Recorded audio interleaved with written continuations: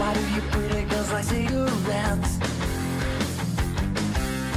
Watching your last memory full of cheap regrets. I got it all figured out. I think I'm gonna let it out tonight. Singing whoa, oh, oh, oh, oh. Singing whoa, oh, oh. Step back, the opposition tries to pull you down.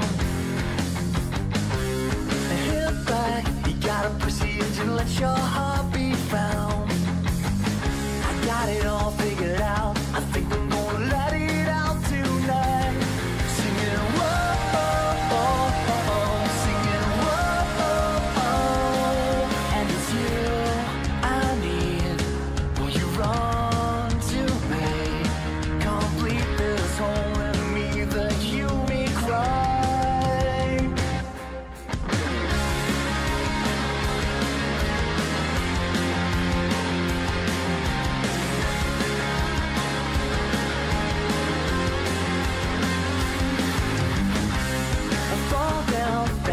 Reaches all the beat away. Left out the empty promises that we had told each day. I got it all figured out. I think I'm gonna let my words take flight. Singing whoa, oh, oh, oh, oh. Singing whoa, oh, oh. And it's you I need. Will you run to me? Complete this whole you make right. Let's hear it for the rock stars and broken cars, being more than lights with their guitars. Will you save me? Will you take me home tonight?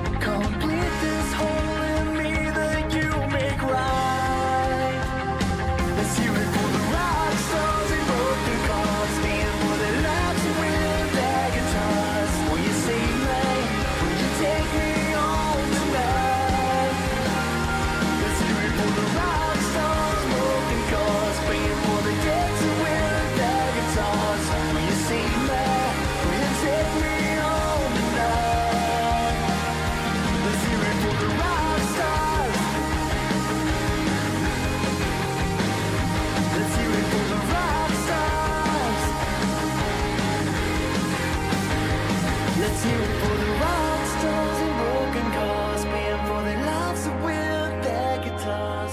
Will you save me? Will you take me home tonight?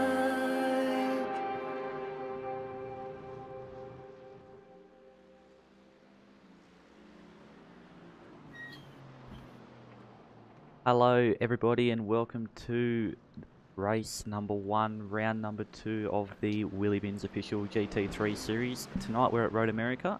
We got a couple familiar voices in the comm box tonight, being Jacob and Matty Norris. Boys, how are we? G'day Harley, g'day Matt. Tonight should be a very good race. We have 5 minutes left of this, 8 minutes left of this qualifying session, and then we will have a top 10 shootout after this session, and then we'll be followed by the race. Times are very close tonight, with the top 5 separated to nothing less than 5/10 of a second. Yeah, g'day boys. It's going to be a great race tonight. Race one of round 2. We've already seen these GT3s go around once before in the first series, so we're going to see them go around again. Got a couple of quick guys up the front and got a few fast times on this 21-degree track, so some speed there tonight. Yeah, definitely going to be an interesting night of racing. We did a practice run earlier this week, and I think it was Tyson Mcevoy who actually took the win there through a strategic pit stop, which worked out for him. So I don't think it's going to be all about who's outright fastest. I think strategy is going to obviously play a big part. So it'll be very interesting to see how this race plays out.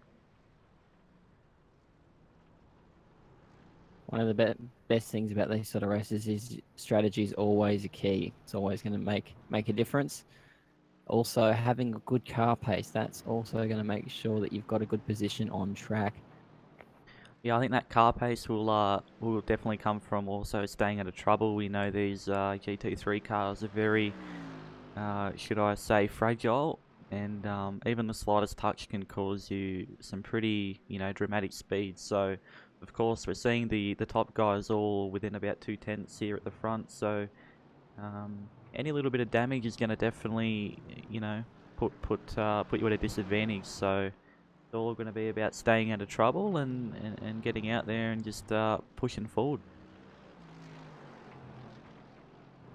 One of the problems with these GT3 cars is that damage is quite susceptible. Does a slight bump on the front bumper will give you straight line damage, and that's going to affect your top end speed. So it's good to keep the cars in pristine condition, if at all possible, and press on with your lap.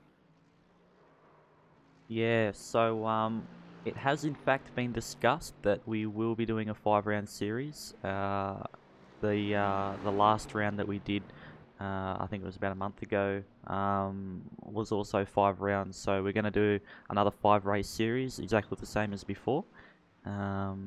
And tonight, we've had word that the safety car lap number has already been pre-discussed, and we believe it's going to be about lap 16 that we're going to see a competition safety car come out. Now, that will be radioed amongst all the drivers, so everybody's going to know, everybody's going to be able to work their strategy around that. So we'll definitely be keen to see how that all works out and who can do their maths. Like it or lump it, they've already been given that call, so we're gonna know what's happening when it's happening, and we're gonna have to live with it. So that'll be interesting. So tonight we got about 14 minutes left of qualifying.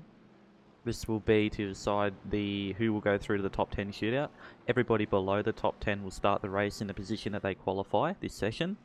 We'll be, of course, going over to another session for the top 10 shootout, and then we'll decide who will get our pole position, and then go once again into a separate server, and then we'll all race on from there. So definitely an action-packed night of racing. The race officially meant to start about 9:30 tonight, so looking forward to this one. What do you reckon, Jacob? At the moment, I've just got my eyes tuned to Tyson Mcevoy. He's currently on an out lap, so next lap will be his fly lap. If you could do something for the broadcast and go on board with him, and maybe you could guide them further and guide a lap, Harley.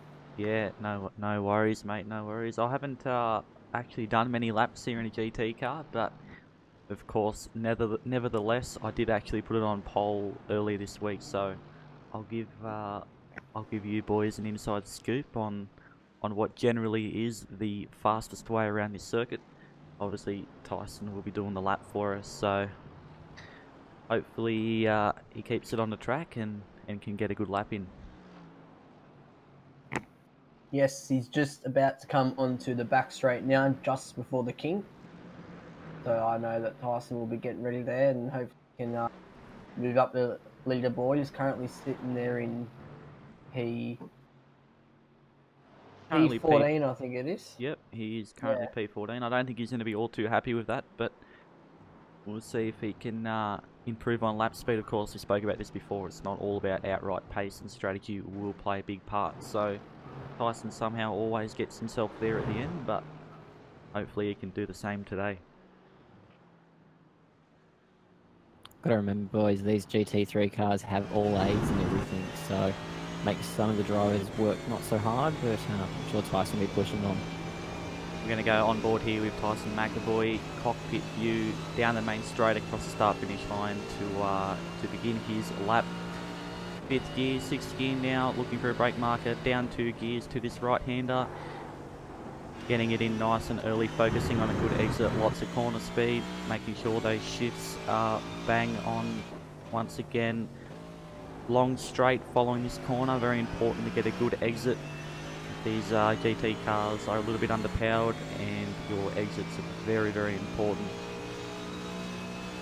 Firing it down the back straight now. It's a relatively long lap actually, 2 minutes. Tyson will be looking for his brake marker here on the right hand side, about the 20-metre board.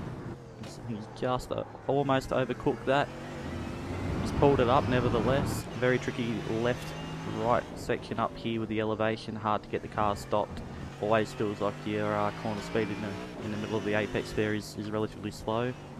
Just a little lift for this right-hander GT car. Of course, fair bit of aero assistance. Fairly standard 90-degree left-hand corner down here, 2nd gear. Getting the car in nice and early. Looks like he's battling with a little bit of mid-corner understeer tonight, Tyson. Hopefully he can tune that out. Into the long sweeping right-hander here. Very technical this corner, a lot of different lines. Generally you try to double apex that, but off to this right-hand, almost flat kink. I know I've done it flat once before, but it takes a really good setup on a very cold track to be able to do so. Back up to 6th again, looking for his brake marker on the left-hand side. 90-degree right-hander. Once again, just a little bit of understeer there for Tyson, not being able to get on the power and get the car rotated as nice as he would want to. Through this elevated left-hander here, very careful not to go off on the right-hand side, and on the brakes for this last corner, late apex, focusing on that big run all the way down to the main straight. Fairly scrappy lap for Tyson, but across the line, and we'll see what he can do here. It's only going to be a 2-minute 6, so there's a lap of Road America.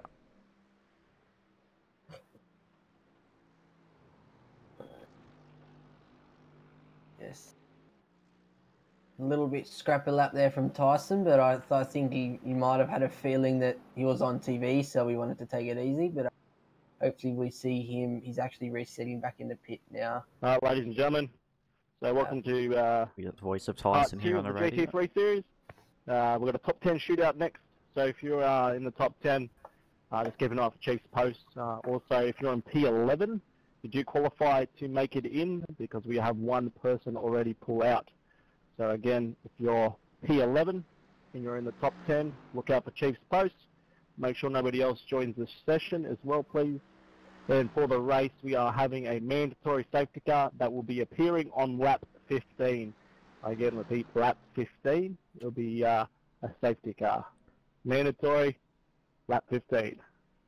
Okay, now that was the voice of race control, Tyson That Mcevoy. P11 guys is only conditional as long as Bradley Ratbu stays in the top 10 at the moment. As he's not racing, he won't be qualifying. As Brendan Ryan just took the words right out of my mouth, ladies. Yeah, so there we go. Once again, getting confirmation on our safety car lap number, which will be lap 15 here today. Disappointing for Tyson Mcevoy there, Harley, not making it into the top 10. I think he'll be shattered about that, however. So there is still 10 minutes left to qualifying, so hopefully he can move up into the top 10. Well, that's it. It is proving difficult to Tyson. Of course, I did some testing with him earlier on in the week, but unfortunately it was on a different track temperature, so track's a little bit colder today, a little bit more rear grip in the car, which is probably where that understeer is coming from. So he's going to be out there on his own, but the setup will be pretty decent, so hopefully he can just piece it all together. Like you said, we've got 8 minutes left. His P15 is going to be really wanting to push for that top 10 shootout later on this afternoon. We know how much he loves those, and it'd be really good to see him in there, so hopefully he can pull a lap out now towards the end of qualifying and get himself in. The top 10 shootouts are some of the best sort of qualifying sessions you're ever going to enter as a driver, and it gives you a chance to really put yourself in the car at one with the track and put a good solid time in. So every driver should be wanting to make the top 10. Only 10 of them will make it there tonight. Yeah, it looks like we got a fairly big turnout here. Currently on my list, I've got 33 cars, so obviously with 33 cars, a lot of people wanting to make the top 10. Going to be quite difficult, although Shane the Chief Evans currently looks like he's in the 10. We did get confirmation that somebody inside the top 10 will in fact not be able to do the shootout, so 11, that means we'll be promoted into the top 10 shootout. So currently that also means that Wade Michael's in the box seat here to do a top 10 shootout. So that's I'll just run through the top 10 while we've got some time on our hands. Currently Daniel Williams is in provisional pole, Thomas McMillan is P2, Jamie McKnight P3, Nikolai Thomas P4, Eugene Lurton is P5, Joshua Theodore is P6, Jackson Harlow's P7, Bradley Rashu has confirmed he will not take part in the shootout, so that puts Gary Hamilton into P8, Shane the Chief Evans into P9, and Wade Michael currently in provisional 10th. Yes, that's it. So a little bit unfortunate there for Bradley Ratu, who will not be making the top 10 shootout. Looking at the times at the front now, it is really close. I mean, looking between Daniel Williams, Thomas McMillan, Jamie McKnight, and yeah, these boys are really fighting it out here at the top. Just going to make our top 10 shootout very entertaining. It's definitely going to be a great session to watch, and it's coming up in not too long. Got a few minutes left of this quali to see if anyone can make a last-ditch effort. We've got Kobe Jones and Bradley Dunker. I've butchered that name, but they're just on the bubble there, so a bit more acceleration, a little less brake out of those cars, and they should be in the 10. Well, from my understanding, both Daniel Williams and Thomas McMillan are part of ASM, so I would presume that they're using relatively the same setup. Both drivers obviously getting the most out of that setup, and that's proving with lap times. We've currently got a lot of people out on track here, especially the top 10. Everybody's pushing hard, so if, yes, Daniel Williams did in fact improve there, so I'm going to go on board with Thomas now and see what Thomas can do. We do have some inside information that Jamie McKnight also has a little bit more time in his lap, so the possibility of sandbagging might be apparent. I think not sure if the boys will be showing their true pace right now at the end of qualifying or not, but nevertheless we'll find out very shortly.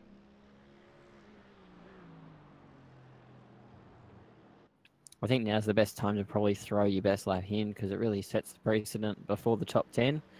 However, if you're already in the 10, it's probably best to hang on to your best lap and try and put that together in the shootout and make yourself look like a real star. So some strategy at play, even in qualifying. Yeah, that's it. 100% correct there, Matty. Not sure I'd really be putting my best foot forward. Unfortunately, if you do that on accident, then it does give the other competitors time to tune their setup and get a little bit more time instead of just calling it, going back to the pits, getting a drink and freshening up. So, nevertheless, very entertaining top 10 shootout coming up very shortly.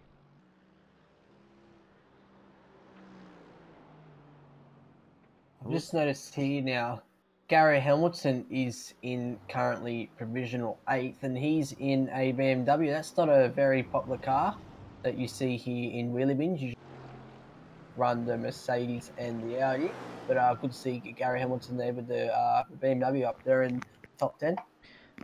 Yeah, definitely. I think iRacing have come under a bit of criticism for how powerful that Mercedes was. Of course, Wheelybins did put a Bathurst 12-hour team together last year, and I think 95% of the cars that competed were the Mercedes. So, although iRacing did claim to update the cars and make them a little bit more even on their parity, tonight the top 5 are all running a Mercedes. So, very very good to see a little bit of, you know, different running in another car tonight.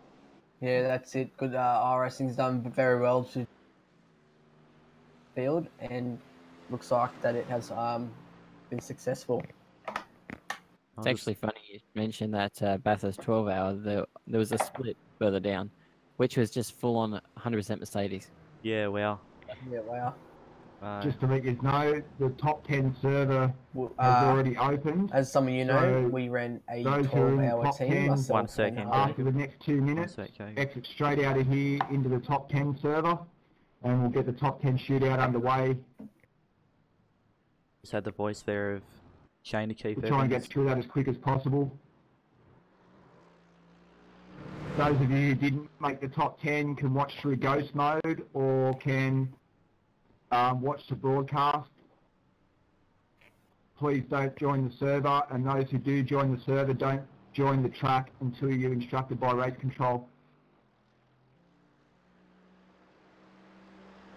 There we hear Shane Keith Evans just giving everybody a little bit of a debrief on how they're going to run the top 10 shootout tonight. Jacob, you were saying before Yeah, I sorry rudely about cut you that. off. I didn't realise that. Yes, we ran a 12-hour team in the Mercedes GT3. Myself, Harley, and Tyson ran it. Tyson is in one of our proposed liveries that we didn't run. So good to see him still there with the Wheelybins name. That was quite an eventful race there, Harley. Lots of a big turn of events happened there with Vincent spinning, and then Tyson's engine, and then us getting hit over by the Iberian people. Yeah, mate, definitely lots of entertainment in that 12-hour. Lots of fun between the team. I think a lot of jokes were said that weekend. So I look forward to doing another enduro with the Wheelybins boys. Yeah, maybe, you know, them might be a Wheelybin 24-hour of Le Mans. But Yeah, who knows? I've heard something like that come around, and possibly GT3 race at Spa coming up soon. You never know. Yep, you never know. We might actually be able to get an interview with Tyson Mcevoy in between our qualifying and top 10 shootout time. Currently, qualifying has just finished. Checkered flag has come out. We've got about 3 minutes downtime. Everybody on a lap will be finishing their lap. Gonna look towards people who are outside of the 10. We got Kobe Jones in effective P11 here. I think this is going to be his last lap, last attempt getting in. He did his fastest lap on his previous lap, so looks like he's found a little bit of pace in that Audi.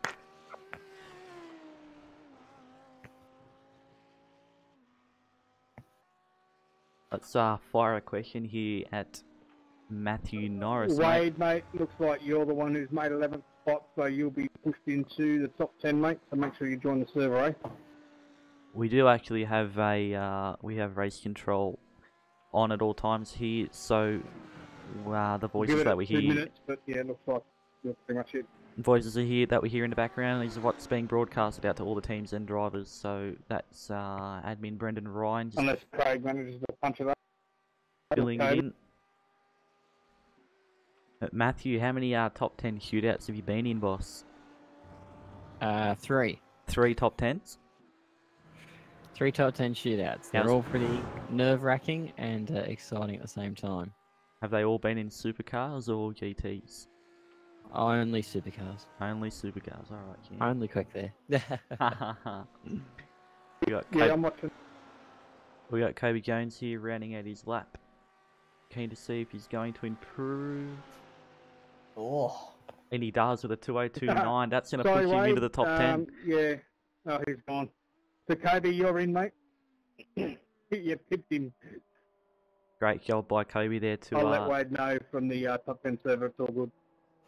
great job by So Kobe there to jump in, pull eh? lap in. Yeah, that was perfect timing and a great lap from Kobe there to snag that last position in the top 10. So he's probably pumped with that one and ready to get on and see if he can put it further up the grid and be a few others in the top 10. Yeah, a little bit unfortunate. You got a feel for Wade Michael there, who had done a really good job to get himself into the top 10, and then to get pipped at the very, very last second. So Kobe Jones was in fact the last one to do a time lap, and improved on his lap time by 2/10, which has got him into the top 10. As we iterated before, Bradley Ratu will not be competing in the top 10 shootout, so Kobe Jones will be slotting in for his position. Jacob, do you want to run through the top 10? Yeah, our provisional top 10 now is Daniel Williams in first place, followed by Thomas McMillan. In third, we have Jeremy McKnight. Fourth, Nikolai Thomas. Fifth, Eugene Blurton. Sixth, Joshua Theodore. Seventh, Jackson Harlow. Eighth, Gary Hamilton. Ninth, Shane the Chief Evans. And 10th, Kobe Jones. Just going to go through the rest of the field, as this is where everybody from here on in will be qualifying officially. So everybody outside the top 10, this is where they'll start the race tonight. So we got Wade Michael in what will be 12th, Bradley Dunn Kirrilee in 13th, Dave Trevathan in 14th, Tyson Mcevoy in 15th, 16th will be Rob Carmichael, Craig Anspach in P17, Len Williams in P18, Jackson Scorb in P19, and Frank Speed in P20. Matthew Norris, want to take on the... That means that Brendan McCarthy will be 21st, Steve Denby 22nd, Jeff Erskine 23rd, Peter Davison 24th, David Walk 25th, Anthony Levitt 26th, Warren Gilbanks 27th, Brendan Ryan 23rd, John Gmaz is that's not 28th. 28th for Brendan Ryan, John Gmaz 29th, Russell Boardman is rounding out 30th. Continuing on, we have obviously Jacob Knight commentating, so he will not be in it. We got Warren Cook in 32nd and Robert Watson in 33rd.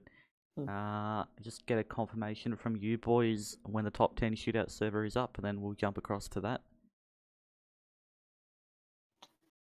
Confirmation. In the meantime, who's our bets for the pole position tonight? Who do we think is going to take it? I'm putting money on Daniel. Putting money on Daniel. What do you think, Jacob? I think Jamie's going to do something spectacular, and he's going to put that PWS West End Mazda GTR AMG on the front row of the grid.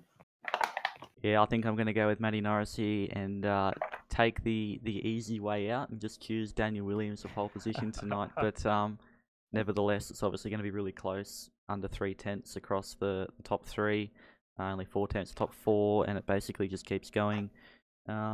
Very close from then on, but we got Tyson Mcevoy, I hear, in the green room. Yes. We're going to move Tyson over for a chat. Tyson, would you be able to join us in the announcer box, mate? Yeah, sure thing, mate. Alright, Tyson Mcevoy, P15 tonight, mate. I know you would really love to make that top 10 shootout, but wasn't meant to be. How was your qualifying? Yeah, at the end there, I was just kind of concentrating on getting a race set up and my strategy right. So the car's feeling pretty good. Qualifying, it didn't have the length in the slower corners. Like I made it a lot up in the straight lines, but coming to the slower corners, it just understeered, and it's definitely not a qualifying car. So I'm pretty happy with P15. Would have loved to be in the top 10, but those little couple of tenths is literally what kept me out of it. So still pretty happy. Positive thoughts for me. I'm gonna throw a big rock out there and go the complete opposite to the field. I think I'm in a good position to do that, and I'm gonna win this race. So well, there we go. Very, very confident Tyson Mcevoy. Good to hear, mate. We rode on board with your hot lap, and yeah, I did in fact say that your car did have a bit of low speed understeer, but hopefully you can fix that. Just going to run a very short ad break here and switch over to our top 10 shootout server.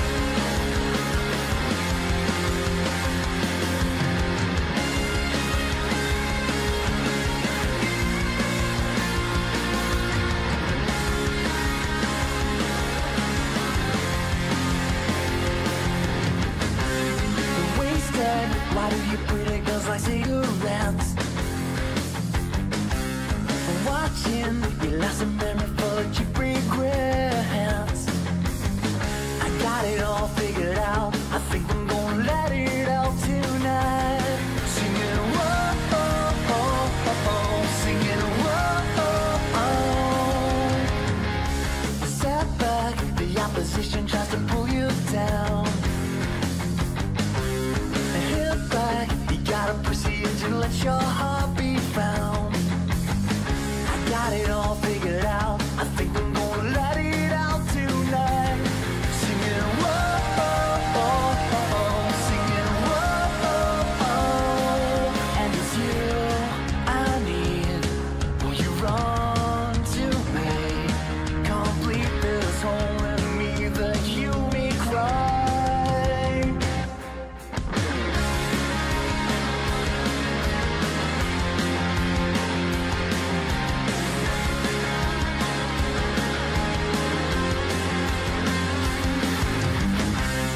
Fall down, the hands that reach us all a beat away. Left out the empty promises that we get told each day. I got it all figured out. I think I'm gonna let my words take flight. Singing whoa, oh, oh, oh, oh, singing whoa, oh, oh. And it's you I need. Will you run to me? Complete this hole in me that you may cry. Let's hear it for the rock stars and broken cars, being more than laughs with their guitars. Will you save me? Will you take me home tonight? Let's hear it for the rock stars, broken cars, being more than dancing with their guitars. Will you save me? Will you take me home tonight?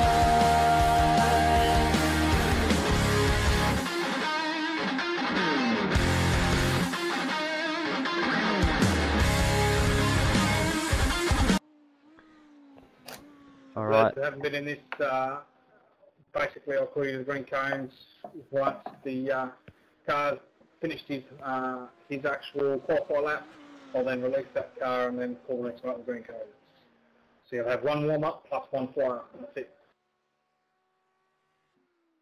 All right, ladies and gentlemen, we are back for the top 10 shootout. Of course, we can hear race control in the background. We got Kobe Jones here, our top 10 man who just made it in at the last minute in qualifying beforehand going out. He's currently on his out lap. We have some pretty cool in-car data going to be able to see how he's going to get along with this lap. So, yeah, good to go. So Kobe hasn't had a lot of time to get his thoughts strained for this one. He's basically qualified for the 10 and straight into getting his car sorted for the 10. Best way to sort of get a good lap here is to be clean and consistent, and hope that someone else stuffs up along the way to elevate your position a little bit. Well, I think getting that lap in at the end there might actually help Kobe, because did notice in fact that he did do 2 laps and he went quicker on both laps that he did there towards the end. So it might actually be a good thing for him to kind of lead into this hot lap. So he's leading in with a bit of momentum, whereas if you are kind of on the other end of the spectrum, being Daniel Williams, you're waiting a long time, and you know, it only just builds the nerves further and further. So Kobe now on the main straight to start this lap. Keeping it on his top speed here towards the end of the straight. Want to be on the brakes as late as possible into 1 there, and get yourself a nice clean exit with a little bit of curve on the way to P2. Oh, turn 3.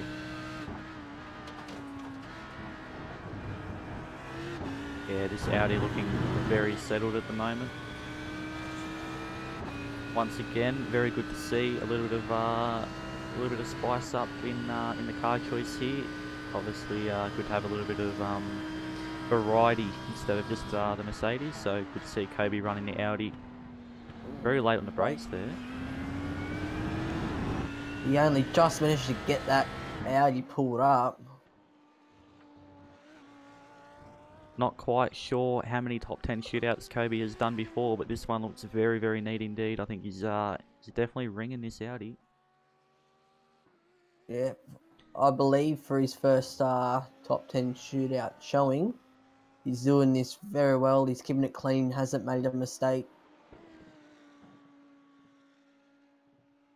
It's definitely where you want to keep the car nice and tight through the carousel.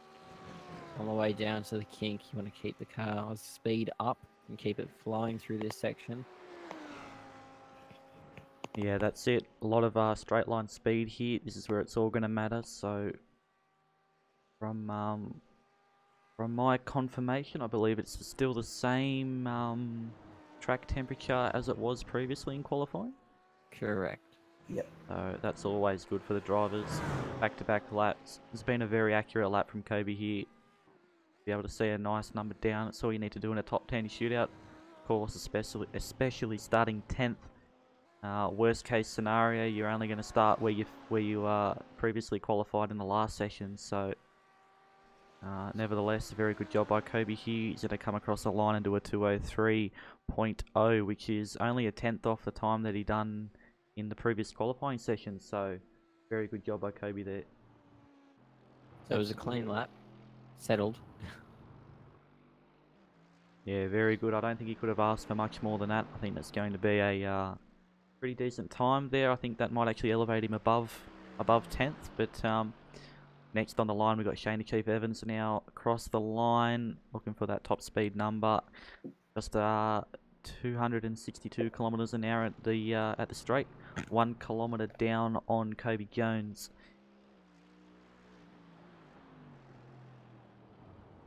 We know Shane. We know Shane's a very consistent driver, very accurate, very strong at his enduro drives. He's one of the very few drivers I know who can do a very fast lap time consistently over and over again. So I think this top 10 shootout's going to kind of be his little niche. And I think he might actually show up a few boys here. Well, it looks like he just missed Apex there a little bit, Harley. Going to ride on board with Shane here. As we lead into what is the third sector. Car's looking very, very good, must say. A little bit of a lock up there in a left-hander. It didn't quite get it turned as nicely as he would have liked to. Different driving here from Kobe Jones. Takes a mid-line to late apex there and just holds it in fourth gear around the carousel. See how much commitment he'll have. Oh, right on the edge. Shane, nevertheless, making sure he does not overstep the mark, and he will in fact get a lap time down. Beating the car in nice and early there for the right-hander. Very neat and tidy at the moment. Roaring up to the final corner now. Very easy to overshoot this corner. Late apex, getting on the power very early, minimising the oversteer with the onboard track control that these cars provide. Shane Evans now just about to cross the line. He's got his headlights flashing. He knows he's on a good one, and that's a 2:02.6. Very good lap. 4/10 quicker than Kobe, so that is a very good lap. Hopefully that should put him up there towards the front. Provisional pole at the moment for Shane Evans, but we start Gary Hamilton's lap off as he heads straight down to turn 1. Topping out at about 260 before he jumps on the anchors of the BMW here. Yeah, once again, a good diverse car range here. We've had one Audi, one Mercedes, and now we have a BMW, so looking forward to see how Gary Hamilton can shape this up. Looks like Shane Chief Evans has found a little bit more time over his previous qualifying, so like we said before, strategy might have played into that. And although Gary Hamilton did qualify faster than Chief in the previous session, it's going to be very interesting to see if he can topple his time in the top 10 shootout now when it matters. Used to a lot more of the curb coming out of 5 there before the run up the hill, so we usually see if that's hurt his lap time. It might have been good for power down. Wow, very, very quick through that left-hander. Great amount of corner speed. BMW looking quite good. Actually downshifts to third here.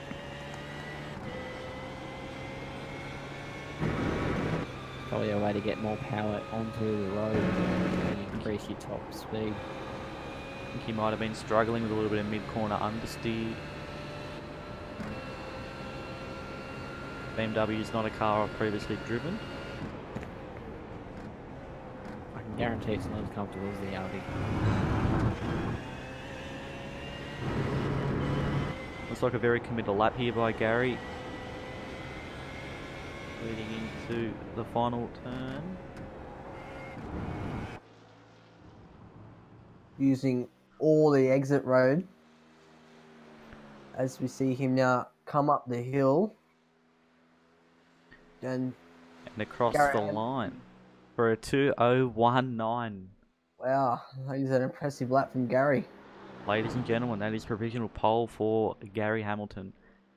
That is only 2/10 off the fastest time previously set in the last qualifying session. So very, very competitive lap time there. We now look towards our next driver to put in a lap time. Jackson Harlow does a lot of Australian national go-karting, so GT cars will be a little bit different to that, but nevertheless has been improving a lot in iRacing in the previous month, so be keen to see how he goes. Yeah, these GT3 cars aren't as quick and nimble as a little go-kart, but I myself have seen lots of improvements from Jackson in iRacing. It was interesting to see his top speed there. I think it was definitely the slowest one that we've had tonight, only by a couple of Ks. I think he topped out at about 259 down that main straight, so maybe not the ideal run that he was hoping for. Maybe a little bit more rear wing. Ooh, drops the Bit of a tyre on dirt the there. grass. Massive oversteer. Well done from Jackson there to keep the car under control and not let the track control put him in a defence. Very committed to that fast right-hander. Interesting to see he leaves it in 4th gear. Not quite as neat through there as Gary Hamilton was. Keeping it in 3rd gear for this long right-hander. Fair bit of understeer, not quite rotating as well as he'd like it to. See how committed he is through this fast right-hander. A little bit of a lift. Nevertheless, very committed.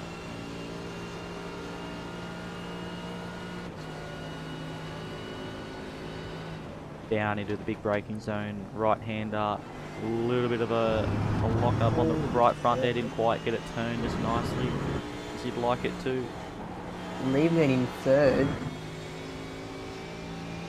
He likes to rev out this car, doesn't he, Harley? Yeah, Again, definitely. all the track on exit. Definitely a little bit of a different driving style to some of the other guys, but gonna round up his lap now. Coming across the line with what will be a 2:02.7, so gonna be P3 for Jackson. Looking towards the next driver, Joshua Theodore, car 88 in the McLaren. We've had a bit of a mix of all the cars now. Heading straight down to turn 1, hitting that 262. Yep, with that was the flame number that I seen. rocketing out the back of that car. That was beautiful. Looks like he's richened up this McLaren for his top 10 shootout. Big flames coming out of that thing. Yeah, that's one thing iRacing haven't fixed yet is the massive trail of flames the McLaren leaves, but it does look cool, so... I reckon I he's don't got the think you tune up. want them to fix it. Go, Eugene. I reckon he's got the tune up really quiet, Rich here. Yeah, the writing doesn't come up for me. We're hearing a little bit of race control problems with our next driver, but hopefully that gets sorted out and we can focus on Joshua here on his lap. Very tidy through 5 and up into 6. A little bit wide there. It's going to compromise his time a little bit. I'm a little bit sad to see that he's not running his KFC So Good skin tonight. no chicken nuggets for people anymore. Instead, One thing I did notice about this McLaren is it does have a lot of high-speed turn, a lot more noticeably than what the other cars do, so might prove to be very quick in this 3rd and final sector if he hasn't nailed the rest of his lap here. Of as course, he got the kink beautifully there. I believe he's the only McLaren within the top 10. And Joshua's actually disappeared off my You're having the same problem. and he's back. A little bit of internet issues for Joshua. Hopefully that I'm not doesn't calling that affect his cheating lap. if that works.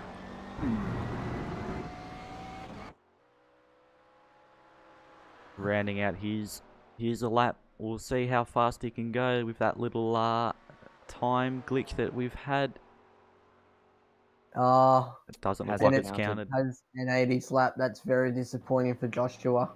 Yeah, It looked like absolutely. a clean lap there, so that would have been really disappointing. It would really suck if that did occur through that internet glitch, but okay. He'll be one to look out for in the race, starting from, I believe, the 10. We're looking. Eugene If no one else Burton makes now, it there. the Pink Panther, starting his flying lap. Eugene is a very regular into Wheelybins, and he's also very quick and competitive in the GT cars. Eugene getting that 262, nearly 263, so definitely the top speed advantage over the other guys that we've seen currently. Like you said before, Eugene's quite fast in a diverse number of cars, so you might be able to see a surprise tonight with Eugene putting in a good lap.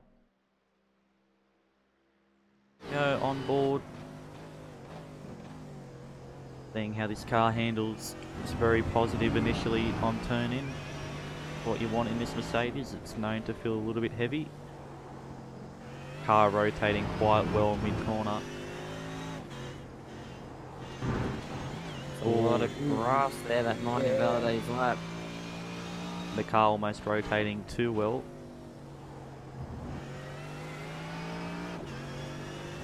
Again, I'll say a line out of Matt's book. If this lap counts, I'll blame that cheating because he want to cut it. So he's going to be a bit wide, he's had to lift and he's gone off the road. That's going to cost him a lap. Definitely cost him. So he's going to be down there at the back of the 10 with this lap so far. Unfortunate, but we know he's fast, so that will be something to watch for in the race. We know he's fast and that car looks like it is handling like a dream. I think he was just a little bit eager on the throttle there through that double apex right-hander, Eugene. Unfortunately cost him this lap, but yeah, I think definitely one to look out for during the race. If anything happens between the front boys, I think Eugene will definitely be right there with them.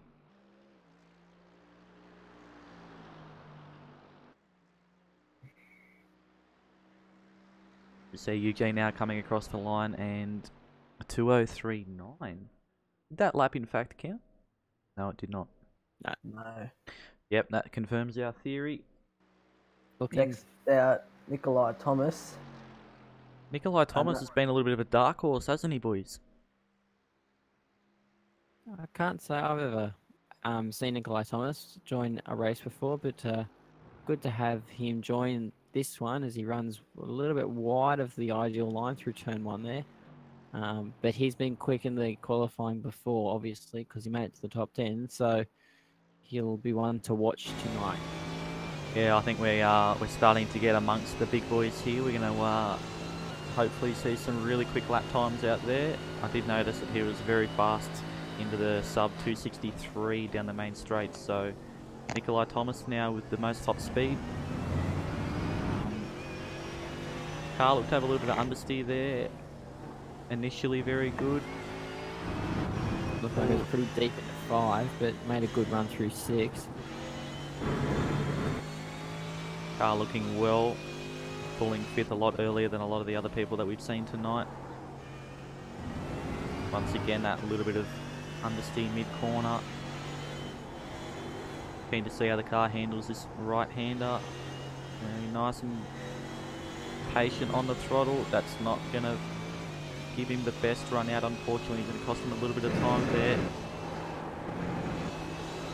That's turning beautifully for the King though. Fair bit of exit road still to be used there. I think would almost be flat.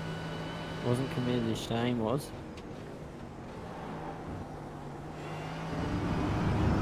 Oh, the little strip on the left there. Pulling 4th a lot earlier than we've seen previously. Into the final turn. Can he get it pulled up? He's using 3rd here, not 2nd. See Nikolai coming up the main straight now. Doesn't look like a perfect lap. Doesn't look like he got the most out of the car. It's a did not count Invalidated. lap. Did not Yeah. count lap. Very. So he's hit the grass somewhere. Yeah. I'm gonna go back and see where that went. Alright, now we're into the top 3. West End Mazda's Jamie McKnight, very known in the sim racing community, does a lot of behind the scenes work for both people in the real racing community and on iRacing. So I think if you raced any supercar series, you'll come across West End Mazda really quickly, and you'll Jamie McKnight's the man behind it all. So interesting to see how he gets on with his lap here. Also, massive supporters of Wheelybins. So I'm going to throw a shout out to them for all they do for Wheelybins. Yeah, that's it. Always been a long time sponsor of Wheelybins, and we're expecting good things from Jamie here. We know he takes his racing really seriously. I would say sometimes too seriously, but there's no possible reason that could ever happen. Ooh, he's on the radio there. Sounds like he's a little bit under pressure. We hope that he didn't, in fact, get the grass. Yeah, I think that's what it sounded like. But yes, just to confirm, Nikolai's lap went dirty coming up the left-hander there. Okay. Up the hill. Jamie's car not looking particularly well through that last right-hander, although very committed through the kink there. Massively committed there. He's on par with Shane Evans' lap.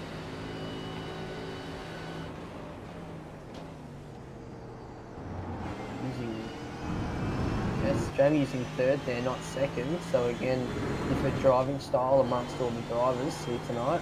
Looks like the car has a lot of off-throttle rotation, which is helping him out quite well with his corner speed. He rounds up the final turn, down the main straight. The West End Mazda car will be crossing the line very shortly. We know there was a radio call. We hope the lap still will count. And it does. 202.28, provisional P2. Wow, it looks like Gary Hamilton's in the box seat here, but two very fast guys coming up now. Thomas McMillan from ASM. Not a regular in GT3s, but nevertheless very fast. Only getting to 259 there down the main straight, so possibly a little bit weak on the exit out of the final turn. Or maybe he could be running a little bit more to help him round these long flowing corners. I was going to say further to that point, it didn't look like he got the top end, but that first corner looked like it was really glued to the ground well, so he might be running his mid-corner speeds a little bit higher to negate the straights. That might be something that plays out in the race with the toe. Braking very late. Car rotates quite well. Up to this very difficult left-hander. Looks a lot harder than it looks here. Like I said previously, the car always feels like you're lacking a little bit of corner speed, but doesn't very look like tight lap being put together here by Thomas. Yeah, that's it. Looks like he kept fourth gear. Seeing a few different driving styles and a couple of different gears drivers are using. Thomas likes to use third here. And grabs the brake a little bit. And some drivers before did in fact use fourth. See how committed he is through the fast right-hander. Oh, that's going to be close. That's going to be close. I think that might be a dirty lap there, because it looked at half his car was over the grass. Hopefully it hasn't invalidated his lap. Ryan Ball, if that fast one through the kink wasn't that one, Did look like he got a lot of curb there, didn't it? The Canada corner did look like there was a lot of grass on the right tyre there, so it looks like he may have invalidated it there. Really... I reckon that would have been on for a good lap, probably challenging Gary Hamilton at the top. Thomas really ringing it here. We're going to find out very shortly as he comes across the line whether it's going to be a dirty lap. And it is. Nothing. It is, so it was in fact a 201.8. Half a tenth quicker than Gary Hamilton, so it would have got him pole. He's going to be filthy with himself, but his teammate now, Daniel Williams. Let's see what he can do. We know that he was faster in the previous qualifying. He does have a bit more top speed than Thomas there. 264. Remember, Daniel also got to the to a much faster time in the previous qualifying, so he might be running a slightly different attack rate on the car to Thomas.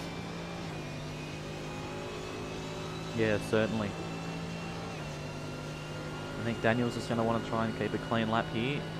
Try and get himself up the front in contention. No doubt he would have got a radio call from Thomas, letting him know that he invalidated his lap. So, although that's his teammate, it would have been good news to him because it's one less person he has to out-qualify. This lap, in fact, a case to make sure you're committed, but not too committed. Yeah, that's it, 100%. This lap's looking very much like that. Very neat, very tidy, very clean. Hitting all of his marks here. Yeah, this lap does look very good and challenging towards Gary Hamilton. Did notice he went to 4th and then 3rd there through that double apex right-hander. Committed he is. A little bit of a lift. Committed enough to be fast. Through there. Yep. Couple of corners to run now from Daniel. This is a solid lap, and it Deep on the brakes, he's run wide. it hasn't gone off circuit. That's going to cost him a little bit of time though. Kept it clean. It might put him back to P2, but it's not going to take him out of contention. Well, a little bit of a hesitation on the final corner there. Start of the lap was very, very neat, but it hasn't finished as neat as it started, so... Has that ruined his lap? Will we see a BMW or a Mercedes on pole? We will see a 2021. pole. Gary Hamilton Hamilton. P2, Gary Hamilton to the Keep top. an eye on the tournament section for the Wow. around Gary 9:30. Hamilton in a BMW is on. What an absolutely amazing Yeah, job. race 30 should be up, Yes. 9:25. Amazing job there by Gary. Great, great, great job. Of course, we were talking about the diversity of the cars before, and yeah, it's proved that the BMW's on top. I think it was funny because Gary Hamilton wasn't really in contention, or we didn't feel he was in contention No. in the previous I qualifying. believe he provisionally qualified 8th, so As we spoke about before, might have been a possibility of a sandbagging technique going on. yep. Gary Hamilton might have done some testing previously and knew that lap times were going to be about that pace. So Yeah, well done, guys. The Sue's all in the race in about Couldn't 25 go through the minutes. top 10 here, but we And, have it's out of Those order. who if Waiting you got on off Shane. track in that qualifying, you just start where whoever was fastest in qualifying will be. I think it'll be probably Thomas McMillan 7, and then so on. So there. Shane and Chief Evans there discussing how the race will be panning out with the people who did in fact run a dirty lap and didn't get a qualifying time down, but we do have confirmation that the race will be in 25 minutes, so that session will be going up as fast as possible. Is that what I heard correctly, boys? Yep, that was right. 9:25. We should be going green on the race. Okay, good Or job. the session. Looks like we got Tyson trying to get the top 3 drivers from the shootout to join the Wheelybins Discord, and we'll be able to interview them. But before we go ahead with that, let's try and let's go through the order. So we got Gary Hamilton on pole for tonight. We got Danny Williams in P2. We got West End Mazda's Jamie McKnight in P3. We got Shane the Chief Evans in P4. Jackson Susan Harlow in P5, and Kobe Jones in P6. So those are the drivers that did in fact complete a lap. The other 4 drivers that had off tracks will then start below them. So yeah, Shane was just sort of saying there that the way they ran will be the grid order that they are sorted in if their lap was invalidated. yes, I believe that will be how it works. Of course, we just wanted to give a little bit of a thank you to Jamie McKnight. He is our major series sponsor here in Wheelybins, so he does all the West End Mazda stuff, as we mentioned before, but a lot of this couldn't go to plan without him, so we obviously thank him for his support and everything he does behind the scenes for Wheelybins. You know, he's a very, as I said, he's a very important man in his community, and yeah, always a pleasure to have Jamie on board and, in fact, racing and competing. Also got to thank Ryno Hire for their support of this series. Yep. And then we have our two other sponsors are Limelight Motorsport and Parkland Jewelry on Kirrilee. So he's trying to get a couple of people together, a couple of drivers for a pre-race interview. Yeah, it is the word at the moment going around in Wheelybins. So I guess we'll have to sit here for a bit, and then we'll be having a fairly big ad break. If anybody watching the stream is racing tonight, do feel free to come and join the Wheelybins Discord. We have Daniel Williams in the green room. Yes, we do. We could get him moved over to here. That would be good. We also got Tyson Mcevoy there as well. Daniel Williams, welcome to the Combox, mate. How's your lap? Undercommitted. And where did it go wrong? It went wrong at the end of the straight when I was sort of managing the lap, going for a 1.5 and then sort of outbrake myself. Yeah, Daniel Harley here, mate. Looked like a fairly neat lap to begin with. Unfortunately, yes, we did notice you outbrake yourself at the end of the straight there, but now you'd be a little bit dirty with that, but off the front row, still in for a big shot. Yeah, just got to try and get the jump off the line and hopefully try and get away, get a clear ground or clear air and see how we go from there. Yeah, that's it. Well, you're a little bit surprised about Gary Hamilton tonight being coming out of nowhere and getting pole. I was shocked. I actually sent him a PM as well, congratulating him. That's a fairly solid lap. Yeah, especially here. Certainly. So we're hearing the safety car will be out at lap 15. Is there any word that we could get on strategy? Yeah, pit before lap 15. All right, That's it. Obviously, try and get yourself in the best fuel situation you can for the end of the race. Yeah. I haven't quite worked out how many laps it's going to be yet, but I'll work that out, I guess, in meanwhile while we're waiting. Yep. Well, I know that we did do the test earlier this week, and we ran out of fuel towards the end there. So let's hope that we don't get a repeat of that tonight. Yeah, we just need a bit more fuel saving, like last time, and hope for the best. Just the tune a little bit and get it to the end. So, well, thank you for coming and talking to us. We got Thomas McMillan, mate. Dirty lap tonight. Bit unfortunate. Oh yeah, it wasn't a good lap. Full plebbed it. Got it off track. Yeah, it wasn't good. Was it on to beat Daniels? That would have been pole. Okay. Fairly confident there with the pole, mate. We did notice they're a little bit down on top speed in comparison to Daniel. Are you boys running the same or similar setups? Yeah, same set, but my throttle isn't going to 100%, so couldn't get the straight line speed. Yeah, okay. Guess you'd be wanting to recalibrate that before the race? Yeah, probably should clean it. Or use it as a fuel saving mechanism. Yeah, full minus 100. Yeah, that's it, mate. In the pot. So, any word on strategy? Well, I'll need to find a race set first, but yeah, I'll just follow what the others do. Just fill the quality one up and go for it, mate.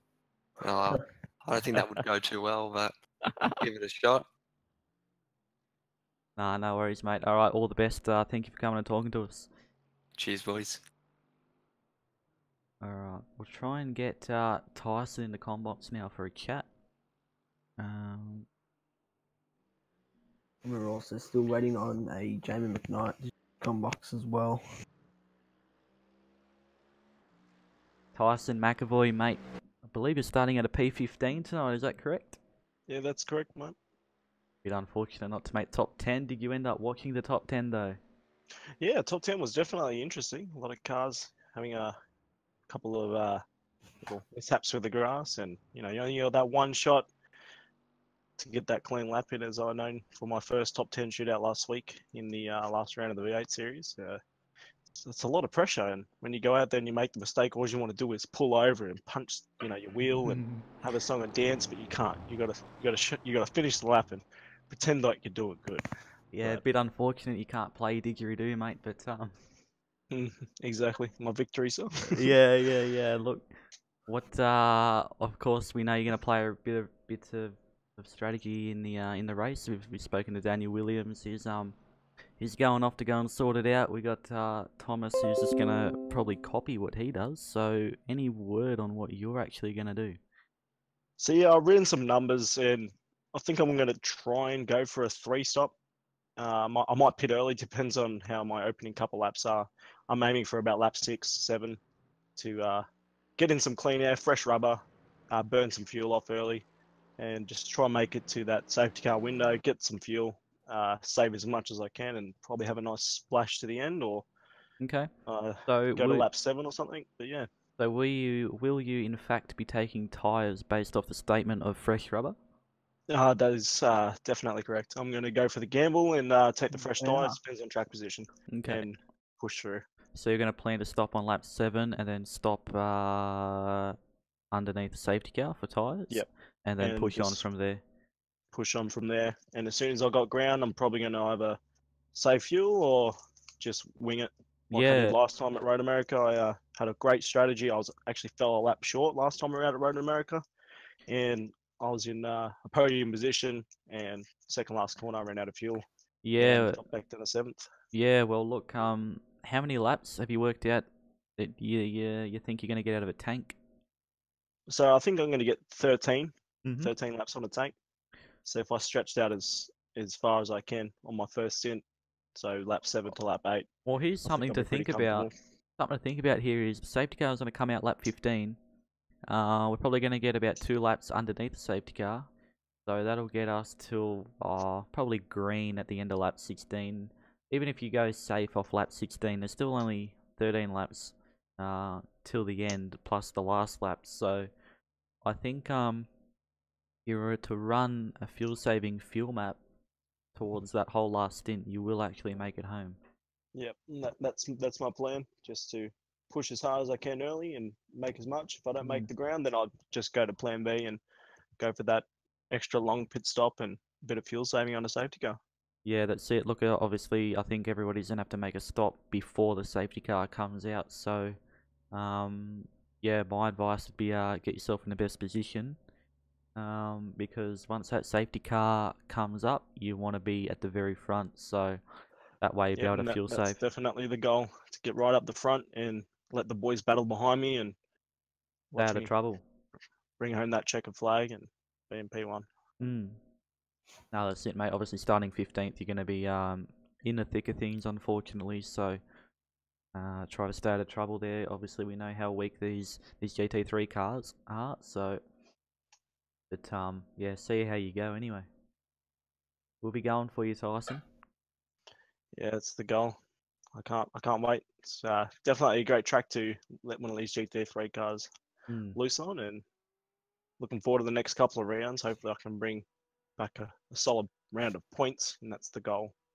And hopefully finish on top. Well, we've already seen a surprise tonight with Gary Hamilton getting the End Mazda pole. So how do you obviously earlier on in the week we were all surprised with your win and strategy there at the end. Do you think that that's on the cards, a win tonight? Well, it's definitely there's a lot of fast guys especially in the top 10, and my goal is to get them in traffic, and I should be able to have the pace in a race car to get up there. Oh, that's it, mate. Yeah, it's going to be a very interesting race indeed. So, race server will be going live at 9:25. Is that still 100% the go-ahead? Yep, that's definitely still the plan. Get all drivers on track. I think we're going to have a 10-minute warm-up, and then the green flag drops. Okay, no worries. Is there any reason why we couldn't bring that race back a little bit? We're relying on someone to be racing in another series tonight, so we were nice enough to go out of our way for him, and he actually turned up on time, which was a big surprise to all. So, Oh, okay. Who is there any chance we could get a name? no, I can't drop the name. Oh, okay. No worries. No worries. We'll look for somebody starting at the back then. To keep our eyes fixed to the back of the grid for that one. Yep. Looks like there'll be a couple fast guys coming through. I've got word that Zach Best will also be making an appearance. So, yeah, there'll be a few fast boys coming from the back, Tyson.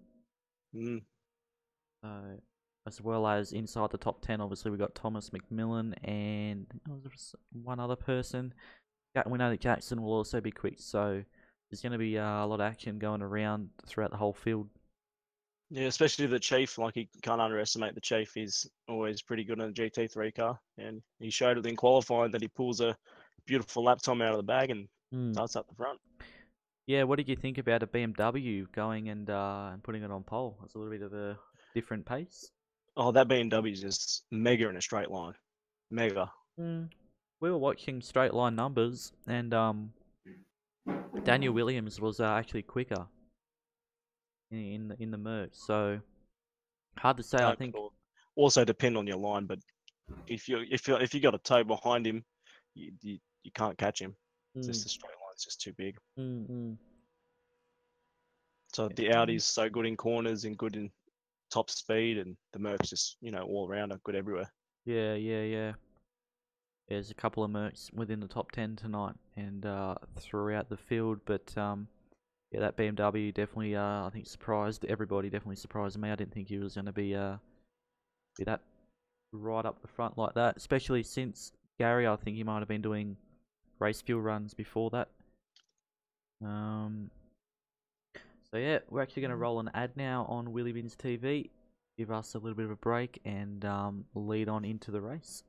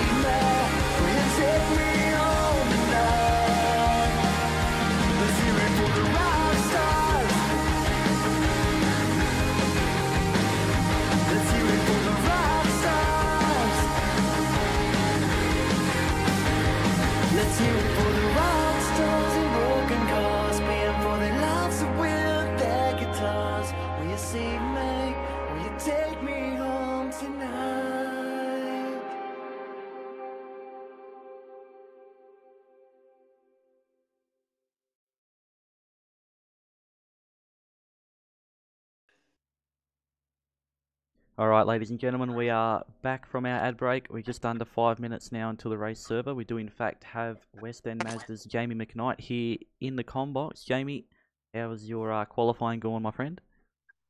Look, good evening, everybody. It was eventful, I'll give you that much. I went for a bit of a lower wing in the qualifying lap and hoped that I'd sort of pick up a bit of top speed, but I think I lacked a bit of courage in the first few corners. I was a bit too safe.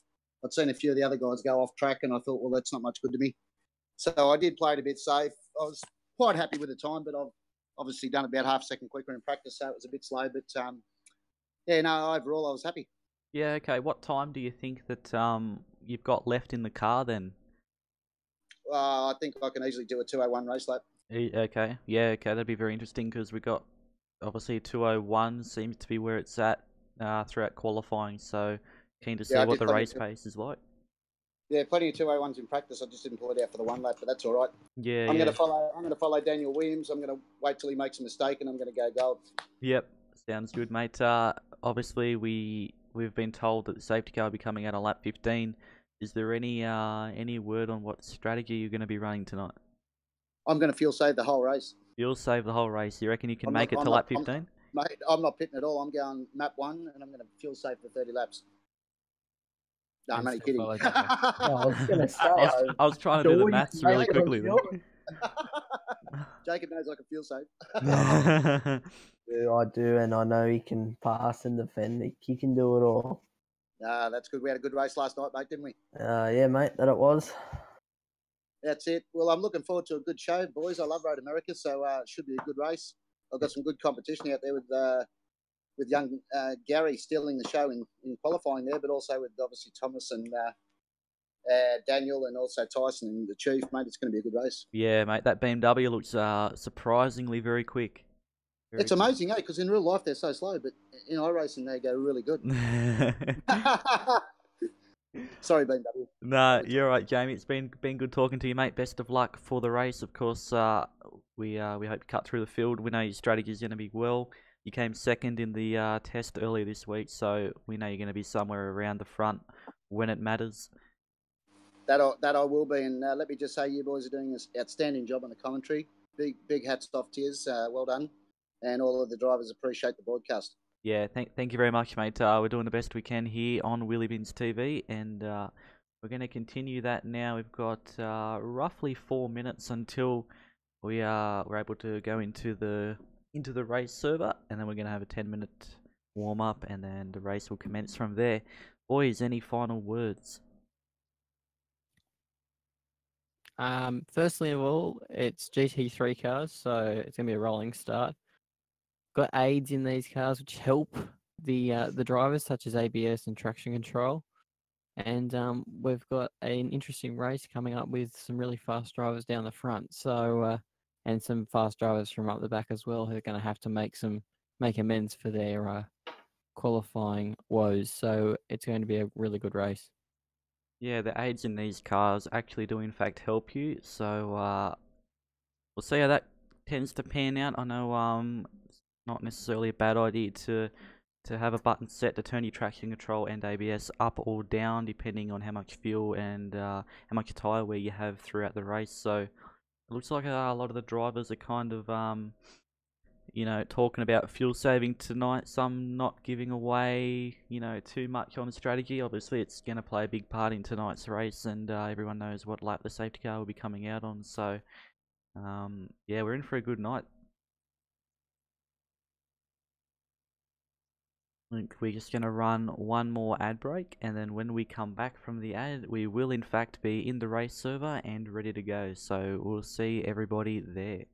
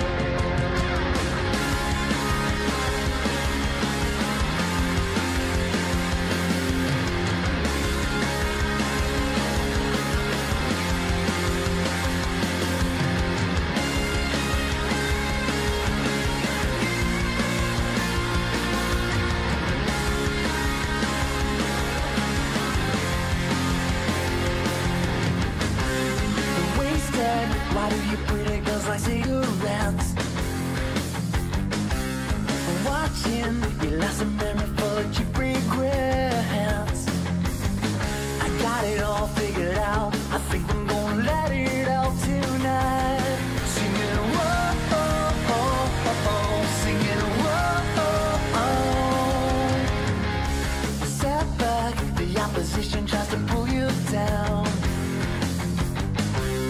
Hit back, you gotta proceed to let your heart be found. I got it all figured out, I think I'm gonna let it out tonight.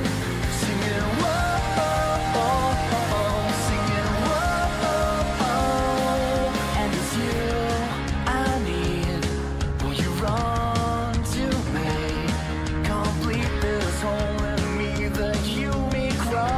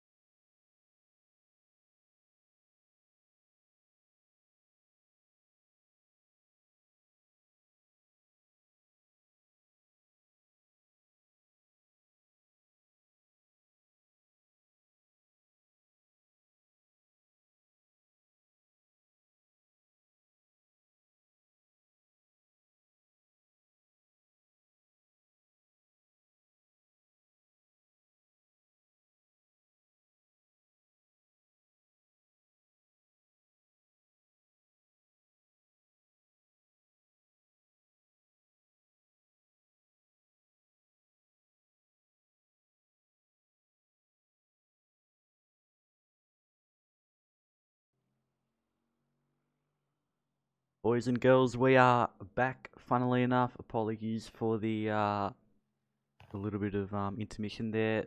Fair bit of time between our top 10 shootout and the actual race server, but we are here. We've got some people going out on track, so that's going to provide us with a little bit of pre-race entertainment. We have the usual boys in the combox, of course. Same setup as the shootout. You boys want to fill in everybody on how the race is gonna go, and let's talk about our bets. Well, the track temp is the exact same as it was before in both our qualifying and shootout sessions, so it's still 19 degrees ambient, 21 on the track. So the time should stay roughly the same from qualifying, if not a bit slower, just because race pace is normally just generally that little bit slower. Also, having other cars around is going to add a different dynamic to qualifying, so it slows the whole thing down again. Otherwise, going on from quali, I'm still putting my money on Daniel. What about you, Jacob? Oh, my money's on Mr. West End Mazda. You know what? I'm actually thinking very much the same. Because I believe he's starting out in, what is it, third? I believe so, yep. And I know as soon as he gets to the front, he's going to be hard to pass. And I know very well too that he can save his fuel very well, and he's probably got some strategy up his sleeve. Yeah, you could almost say Jamie has the longest sleeves in the field. He's always got something up there, mate, and it'll be interesting to see what he can pull out in tonight's race. So, of course, it's the first race of this round. Eager to get some points on the board. I think if you guys remember back to the last time we ran GT3 here, Jamie was actually one of the fastest guys on circuit. So it'll be really good to see him near the front of the pack, pushing towards a podium position. It, mate, for sure. Want to get the chat up here. We can. We got about 3 minutes of warm-up time.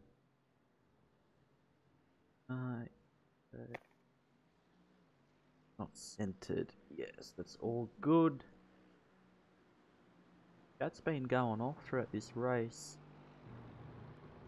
Bradley Ratu not competing, of course, but he is in fact watching the stream.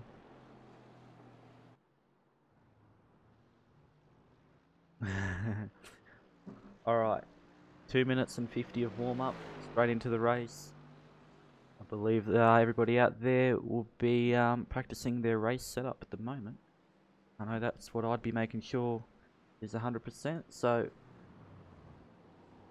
eager to get this one underway.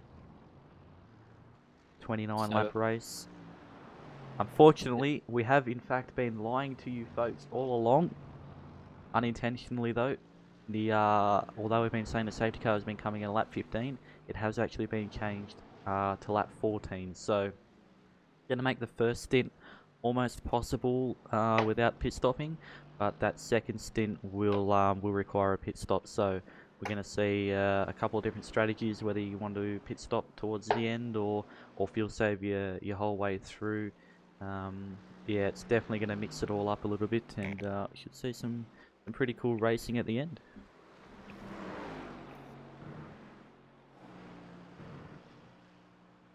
Yeah, they've also got a fuel cap of 38.4 litres is the maximum fuel, so they will need to stop, and it'll be really interesting who takes their stop when, and being the GT3s, having engine maps will give them an opportunity to fuel save.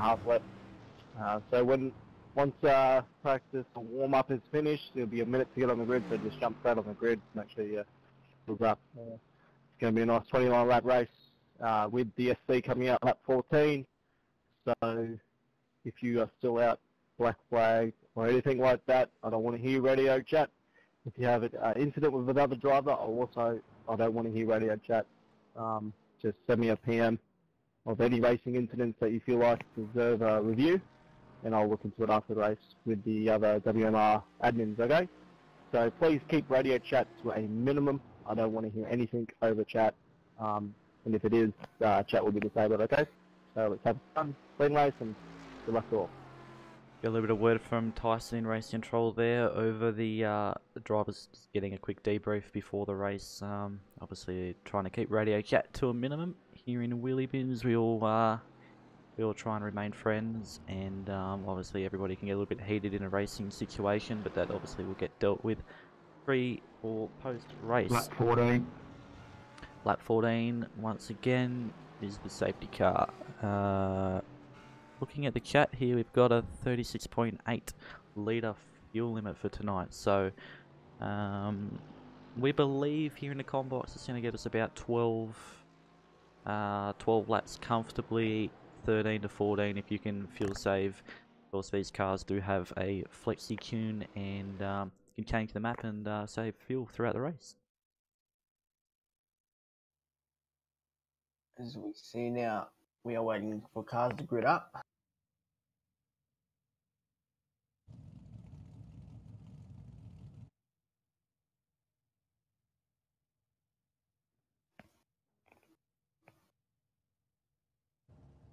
Hopefully, Gary Hamilton here can get a good start and lead a couple of laps. You're going to be interesting to see how much pace he's going to have Grid throughout up this straight race. away. Grid up now. 20 seconds till green. Getting confirmation from race control there is 20 seconds until we go until the green, so the pace car will be going. Is it just me, or is Daniel Williams in a black car for you guys as well? Yes, No, that's a black car. He's in a black car. Stealthily, I like it. We also welcome Zach Best for joining. He's going to be starting out of P25. So Zach's going to have to start from the pits. He'll get his lap back under the first safety car if that's what happens. Oh no. As I'm saying that, Keith actually confirms that Zach will be starting from pit lane and then getting his lap back under safety car. So pace car is now leading the field. Of course, GT racing is predominantly rolling starts, so I don't know about you boys, but did you just see Eugene in pit lane? I'll double check that for you. Yes, Eugene is in pit lane. That's he was in the top 10, wasn't he? He's in his pit stall at the moment, so I don't know what his plan is. Bit unfortunate for Eugene. It looks like he's going to miss the start and in fact not be running with the boys in the top 10. We know that servers like this only have 1 minute of grid up time, so although we did have a 10-minute warm-up. And before we get underway on the back straighty, gentlemen, don't forget the car you race in tonight is the car you must race for the series, for the remaining, okay? Yes, so Eugene and Zach Best will be starting for pit lane, and Zach Best has actually joined in the out. Yeah, it was quite interesting there because Tyson just came over race control and reminded the drivers that whatever car they are in fact racing in tonight is the car that they will have to race for the remainder of this series. So Zach joining in the Audi means that he'll have to stay in the Audi all season. Gary, for instance, will have to stay in the BMW all season. So it's a little bit of a tough choice here in the first round as to what car you go with, but everybody we see here at the moment, we obviously discussed the variety of cars that we have. These are all the cars that everybody will be running throughout the whole series, and that kind of just changes, stops people running, the strongest car at each racetrack, and keeps it a little bit even all around. So interesting to see how that plays out race by race. It should stop one person winning all the time, and obviously one car will be better at one track than maybe others, but looks like there's a little bit of mind games going on now between Daniel Williams and Gary Hamilton. It also makes for good watching of the broadcast when you've got multiple different cars and different shapes and different strengths at different tracks. So it's always good to see different cars. I mean, it's great to see so many Mercedes. You just wish there were some more others in there. Yeah, that's it. Hopefully iRacing can fix this issue, and that might actually be a factor in this series where they might actually bring an update to certain cars and make them stronger and make the Mercedes not as strong, and that might change things up. So we'll have to see what happens. But currently in the third sector here, pace car leading the field, of course. Just a couple more turns, and then we're going to get underway with this 29-lap race. If you just joined us, we are having a safety car on lap 14, and going to be really tight on fuel to get to that first stint, and then it's going to be even tighter on fuel to get through the second stint, being 15 laps. Yes, so luckily I have my scanner tuned in, so I'm able to hear. So if there is any incidents on track, I'll report it. Jacob being our pit lane reporter, getting the eyes and ears. Gary Hamilton just discussing about whether to start out last corner or when the lights go green, so it'll be interesting to see what decision is chosen to do. Going to be very important here for Daniel Williams to stay behind Gary Hamilton. If he is in fact in front before the green, he will get a penalty. So the safety car peels off, and the lead of the field is handed over to Gary Hamilton. And Gary's bolted. Gary's gone. He's out of there. Jamie McKnight, very good run down the main straight. Daniel Williams covering. Jamie might even go around the outside here at turn 2. That was actually a very good start there from Gary. No one was expecting him to go when he did. Jamie's going to try and go around the outside. Shane Keith Evans around the outside of Thomas McMillan. We are the second and third row too wide now into turn 2. Looks like Thomas has outbraked Shane. Almost contact between the Chief, but it's still too wide now between West End Mazda's Jamie McKnight and ASN's Daniel Williams. Jamie's got the inside run down here at 5, but it'll be interesting to see who breaks late. 5 often creates a bit of carnage. That's it. Like Jamie's at the inside. Daniel's going to hang around the outside. And they are still too wide. Up to this next left-hander. Thomas McMillan getting a piece of the action. Jamie. Frank Speed running wide. Looks like Jamie might have got the job done, and he has. He has. Daniel Williams slots in behind Jamie. Jamie. Contact. Oh, he's hit him off. He won't be too happy about that. Luckily, it was only minor contact, and all drivers are able to push on without any dramas.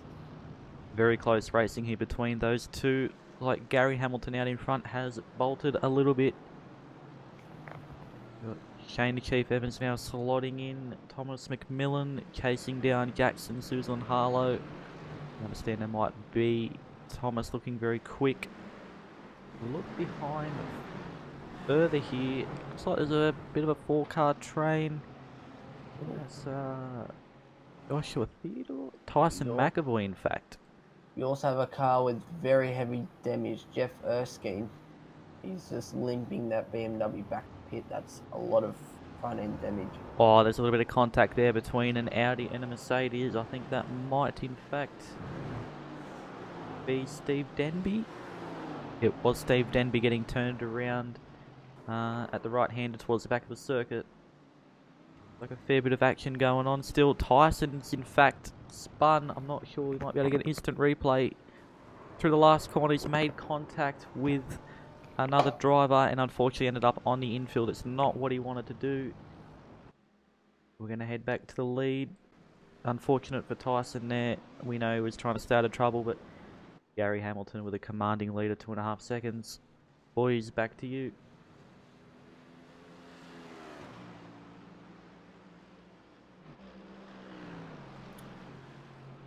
So further back in P2, we've still got Jamie McKnight and Daniel Williams still battling. Daniel going very defensive on the inside from Jamie. With almost set the move up. Yes, he tried to do that crisscross, but clipped the grass there. And that would have held him back. It is only lap 2, boys. Of course, we want to be staying out of trouble. Tyson unfortunately caught up with that incident, but there is a safety car. There is time to catch back up. Everyone will get bunched back together on lap 14, so interesting to see how this all plays out. But Gary Hamilton will be looking in his mirrors and cheering here because these boys just keep on battling. The more that they do that, the more that Gary kind of streaks away. Almost out to a 3-second Oh, lead. it's contact. Whoa, he's in the fence. That's heavy contact. Daniel Williams just misses that. That's also Jackson Susan Harlow, I believe, there. Looks like Daniel just got a tank slap there. Nearly got Thomas involved. Jackson Susan Harlow was on top of the fence. That's major drama. Is that going to be safety car, Worley? That is a safety car. Nikolai's also gone. Zach Best has also just disconnected from the server, so unfortunate. We're under safety car. David Wack also involved. Steve Denby, Eugene, Tyson also has a little bit of front end damage as well. Not sure if that's from previous contact. That was a big incident. Yeah, very big incident there between those drivers. It's just Daniel just made a little bit of a mistake on the exit there. We know that these GT cars can be susceptible to, if you do get a little bit of oversteer at high speed, they can snap back on you quite hard and making it almost impossible to catch there, which is what it looks like to happen. Thomas McMillan narrowly missing the incident there, which he'll be quite pleased with that, being that that's his teammate, and the two ASM boys did not in fact take each other out. Unfortunately, Jackson, Susan and Harlow just in the wrong place at the wrong time there, getting caught up, but the boys can get the cars back to the pits and get them repaired. They'll be straight back out and on the back of this field in no time. So this safety car is also going to throw out a little bit of you know, a bit more strategy. I think that's going to help everybody get to their first stint. If we still stick to our safety car number of lap 14, everybody should easily make it at least to the safety car stop, and then from then on it's back to strategy again. So we were warned that this might be a possibility, that if there is a big enough incident on lap 1 or early on in the race, there will be a safety car, and unfortunately how it has worked out.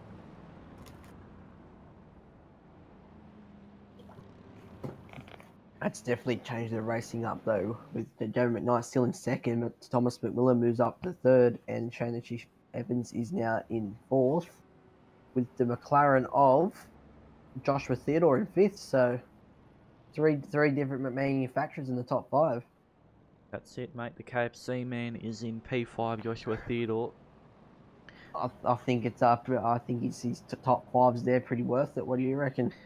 Well, I think he'll be getting the order ready for a original tenders box from KFC if he can come home with a top 5. I think he'll be enjoying his nuggets later on. Unfortunately, KFC stopped their nuggets. No more 24 nuggets, unfortunately. Guarantee that has made a lot of people in Wheelybins very upset. Yes, it's made me very upset. I'm back to me tenders combo. You're very upset, boy. That's alright, mate. Look, Gary Hamilton here is going to be... unfortunately, it hasn't worked out for Gary, although he had a 3-second lead leading into the start of the race. Now this safety car has bunched everyone back up, and that lead is now diminished to essentially nothing. So it's going to be interesting to see if he can run away from Jamie here, if Jamie can go with him. Of course, we also got Thomas McMillan in P3. He's going to, no doubt, be right there with them. So not sure... Get a confirmation. Sorry, Matty. That's alright. Just get a confirmation on whether we're going to go green or not this time by. This is more annoying for Gary than anything, because he's got to make that restart all over again. Yeah, that's it. It's kind of like a reset and go again. The pace car lights are still on, so I believe it's staying out. Yes, it is staying out. Oh, they're all fake in the pit. Couple of mind games going on here between Jamie and Thomas McMillan. So one more lap around the safety car. Let's go back. Let's have a look. See if yeah, we got Jackson Harlow catching up to the field. We got actually Zach Best coming out of the pit lane, who might have had some technical difficulties beforehand, but luckily he's pulled out in front of the pace car and he's going to be pushing to catch up the back of the field. We got Tyson Mcevoy. He's now caught up. Of course, there are fast repairs, so everybody will have their car repaired and brand new, ready to race again. So everybody in this field is still very much in contention, no matter what you are placed. There is a lot of quick drivers up the back here. We got Nikolai Thomas, he's currently catching up. Jackson Zuzlin Harlow. We got Daniel Williams also catching up, and Zach Misselby as well. So a few quick drivers there at the rear of the field to watch them charge through. Yes, we got Daniel Williams just about on the back. Yeah, we love you, Matty. Just about on the back of the field. Like, I think Zach's going to be the final one to catch up. He's about midway through front of the pack. I think that'll give him just enough time to catch up. So, once the safety car gets released, we should have everybody back up and running again. As we hear Race Control giving a shout out to Matty Torgan. Thank you for joining him, joining tonight's coverage.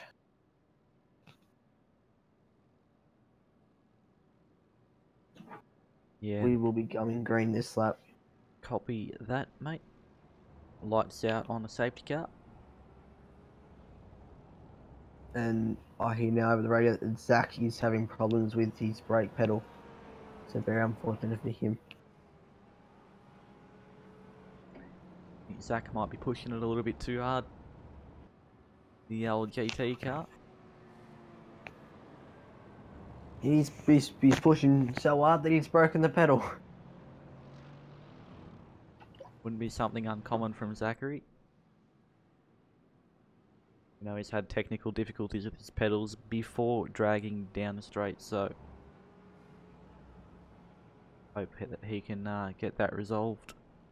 All drivers are discussing whether we will be having the safety car on lap 14 still, and I can confirm that yes, we still will be having the compulsory competition caution on lap 14. Yep, thank you for that confirmation, Jacob. So, from here to lap 14, it's going to be a 10-lap sprint. Everybody will have enough fuel, no one will be fuel saving. It's going to be push, push, push. We're going to see true pace. So Gary will want to make the jump. Jamie will want to stick with him. And Thomas will want to stick with both of them. I think Thomas is definitely going to be there or thereabouts. It worked out quite well, the opening phase of this race for him. Staying out of trouble. Getting that safety car's helped him. Obviously Tyson Mcevoy as well. Even with that early incident, he's still only P12, so he's actually effectively moved up 3 positions from his starting grid, so he's still going to be pushing on. We got Frank Speed in P9, Wade Michael P8, Brendan McCarthy in P7, so a couple of dark horses there as well. You guys making the 10, so not sure if there's some games being played here between Gary and Jamie. See if Jamie can get the run up this very long straight. Of course, Gary's going to be a sitting duck here with a tow. But remember, they were saying in our pre-race broadcast that the BMW is ultimately very quick in the straight. So safety car dives in, getting ready to go now on Gary's call. Jamie. And we are green. Yes, Jamie oddly leaving a fairly big gap there behind Gary. Yeah, I don't think he quite got the jump that he really wanted to. He's going to be under pressure here from Thomas McMillan into turn 1. I think Thomas is going to send it. Ooh, he's having a look. They both left each other. Post. Side by side. Jamie still has enough momentum to kick. Yeah, we're going around the outside. Unfortunately, Thomas didn't pay for express postage there. He's only got the standard. Didn't get the job done. He's going to have to wait a couple of days to get that package delivered, but he's going to send it down down at turn 5. He's got the toe. Extremely close. David Wack currently crabbing down pit lane and blowing up over the radio, so not good for him. Going on board with Thomas here. Can't get the job done. He looked for the outside parcel delivery at that one. Got to keep an eye on Shane Keith Evans here. He's definitely not out of the question. Right on the back of Thomas still. Kind of get the feeling, boys, that Jamie doesn't quite have the pace that he was hoping to have previously. And he's he might be starting to provide what we like to call a cork in the bottle. Cars behind will start backing up to him. He might have the pace. He's probably got the eyes in the wrong screen at the moment to be maximising what he's got. I think someone needs to walk into Jamie's room and duct tape his rearview mirror. Yes, is he having setup trouble or is he just saving fuel? That's another thing. I don't think anybody would be saving fuel at this stage, not with a lap 14 safety car. So Yeah, you're not wrong there. I think what we're going to see here is true pace. Gary's walked away, but it doesn't look like he's opened up as big as a gap as he did along lap 1. Oh, Thomas really wide there. That'll give Jamie some respite from this this little battle pack they've got going. Shane's also dropped off a bit there. Yeah, that's it. I've noticed that myself. Like, Jamie's on the headlights, so he's after Gary now. He's got his eyes on the right windscreen this time. yeah, he's going to be looking for that all-important toe down that main straight. I think it's going to prove very important in this race for both fuel saving and also if you're not quite as quick as the car in front, if you can just at least stay within their toe, you're just gonna each lap you're just gonna get pulled right up to their back bumper again. So you know, you might necessarily be 2 or 3 tenths off over a 1 lap pace, but when it comes to the race, because of this track, the nature of the straights, that toe is really going to help you out. Interesting. See further back in the pack, we've got Tyson Mcevoy trying to go 3 wide with Frank Speed and Jackson Harlow. Oh, is that a mistake from Gary Hamilton? It is. That's no good. Surely is. That puts Jamie in the lead, and now Thomas. Gary Hamilton under pressure from Thomas McMillan. Does McMillan have a look? No, he doesn't. Will he pay for the express post parcel delivery this time and absolutely send it on Gary Hamilton? I think it's going to be very important at this stage in the race to get past him. It's a lot easier to defend than it will be to attack.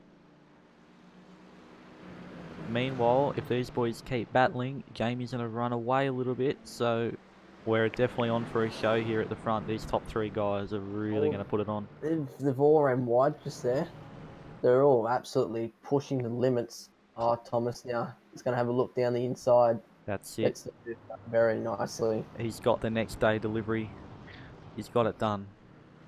Now he's just he wants to get the express postage to that car 027 of Mr. McKnight. Looks like Thomas is showing a lot of pace here in comparison to Gary and Jamie. Interesting to see Gary not quite have as much pace as what he did in the first stint, so maybe he's not as he doesn't feel confident anymore after that mistake, or maybe his setup just isn't right. Probably just lost his groove after that one because he's fallen right back now, even behind Thomas. Yep. Not sure if there's a little bit of damage on the front right-hand corner of Thomas McMillan's car.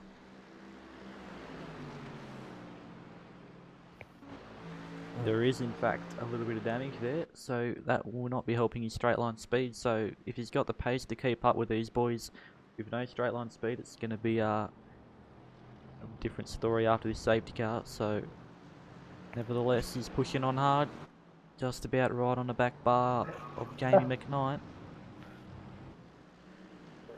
Sorry about me laughing there, Harley.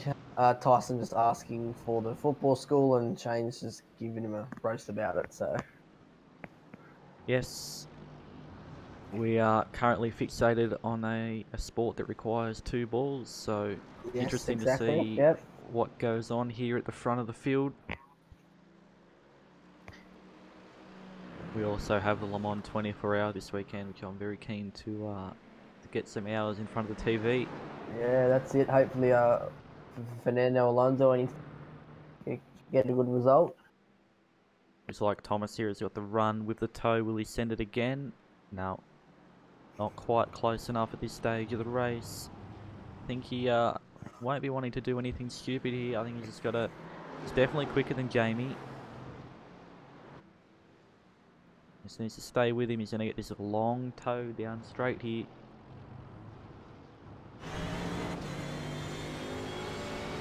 We know that Jamie's very well known for his defending, so interesting to see how this plays out. 2-1 now. Can McMillan do it around the outside, or is he going to try and do the crisscross? No, he's going to try and hold it. Oh no, he's going for the crisscross. Does he get it done? Not quite. I quite like that move myself, but Thomas McMillan can't quite get it to work. Jamie McKnight, as we see, going very defensive. Sometimes you want to throw the dummy with that one. You want to tell the driver in front that you're taking a much deeper line and try and make them call the bluff with their own braking marker. And looks like these boys, even though they are battling, are still pulling a little bit of a gap on Gary Hamilton. So Gary will not be getting too much confidence away from that. I would have thought he'd be right on the back of these two by now. So I think these two in front are the boys to beat. Of course, we've got a couple of fast guys like Daniel Williams and Jackson Harlow still to come through. So it shows on these boys at the moment.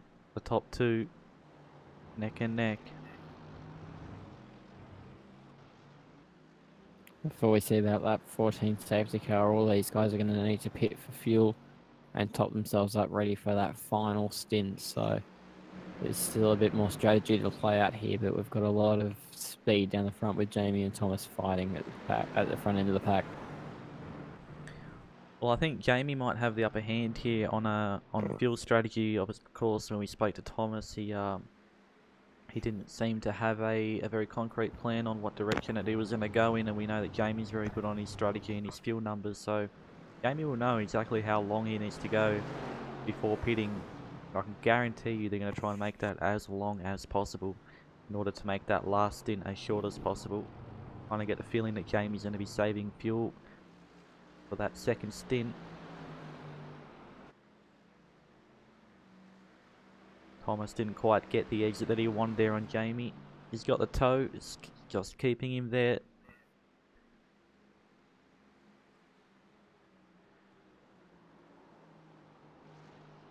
Head further back, we got Shane alone at the moment. We've got a little bit of a train behind here with Wade Carmichael. Yeah, I think we got somebody up the inside. We got, I think it's Tyson Mcevoy on the inside of Brendan McCarthy there into turn 1. Tyson moving himself up into P9 now. Brendan McCarthy trying to go around the outside, but he won't get the job done. I think Tyson's going to get the better run down the straight. Daniel Williams, a little bit of front end damage to his car. He's going to be trying and coming back through the field. It looks like he's out there on his own. We're going to head back to the leaders now. This battle is still brewing, still going on. Thomas looks down the inside. He's trying to force Jamie. He's trying to make Jamie run that little bit deep. But I know that Jamie's that kind of driver who does not fall for that kind of stuff. Yeah, Jamie is very strong mentally when it comes to racing. So I think Thomas is going to be trying to play as many mind games as possible. Of course, remembering that it's only lap 9 and we've got a 29 lap race here. So no need to be too desperate at this stage of the race, but still going to want to get this job done. Of course, Jamie defending very hard to try and keep that first position. Doesn't really matter when you want to make that pass. You want to get in front and leading as soon as possible, so Thomas will have to try every single trick in the driver book to get past him. I feel like earlier on Thomas actually had the faster car, but now that we move on to this stage of the race, it looks like Jamie's actually got a little bit more pace. Seeing Thomas make a few small errors, running a little bit wide. Not quite as neat and tidy as Jamie. Jamie's having to defend, so I think Jamie at the moment is probably going to be the fastest car out there, considering that Thomas does in fact have the toe. Jamie was 2/10 faster than Thomas that time by. Those two clearly quicker than the rest of the field at this stage. So Gary Hamilton almost 9/10 slower, so falling away lap by lap. It's definitely lost something in the front end of that BMW, be it engine or aero or something. It's not clearly as fast as it was in the opening segments. Probably would have been happy for it to stay on the safety car, because that really was bringing the BMW right into its element. Well, he's definitely not out of this, because they're going to have another fast repair at the lap 14 safety car. So if he can just stay in 3rd place, which I think Andy Keith Evans is about 3/10 faster than Gary on that last lap, but obviously there's 3 seconds between them, so there's not going to be enough laps for Chief to catch up to Gary at that pace. But Gary can hold on to 3rd, everybody will pit, everybody will have a good car again for the final stint of the race, and then hopefully we can see a three-way battle from then on. Let's hope that we've all pitted and repaired and the safety car bunches them all up to give us one exciting last dash. Just looking here, Tyson's in fact made another pit stop. Now 2 pit stops down for the race. Stopped on lap 10, he's now got his car repaired. He's only 10th, so he only effectively lost 1 position in that stop. Now this might be something to play out later on when we do get this lap 14 safety car, knowing that everybody else is going to be pulling into the pits, and Jamie and Thomas... Jamie's in McMillan and Gary Hamilton. Does Shane come in as well? I think he does. Yes, Sure he does. does. Yep. Wow. They're all in before the Jackson lap in. 10. So Jackson Harlow stays out, however. we're going to see another lot of pit stops. Well, Jackson in fact has already pitted once, so this is going to be a little bit interesting how this all plays out, because I would have thought that these boys could have easily stretched it to lap 14, pitted underneath the safety car, and then fuel saved till the end of the race, thus saving them a pit stop at the end. But looks like everybody's... Daniel Williams is also staying out this lap. Yep, he's also made 1 pit stop, so very, very, very interesting strategy here. The boys that are pitting now are still going to have to make 1 more pit stop at least to get to the end of the race. So, do you think that they've all just bought someone's dummy? Maybe everybody's followed Jamie in. They thought Jamie knows what he's doing, he's at the front. We're just going to look here. So, Jamie's pit stop was 15 seconds, Thomas 14.7, Gary Hamilton 14.4. So I think Gary's in fact taken the less fuel, or at least Shane as well, have both taken equal fuel. Jamie taken a little bit more fuel than the rest of them and still kept that first position. So it's going to play Jamie's point.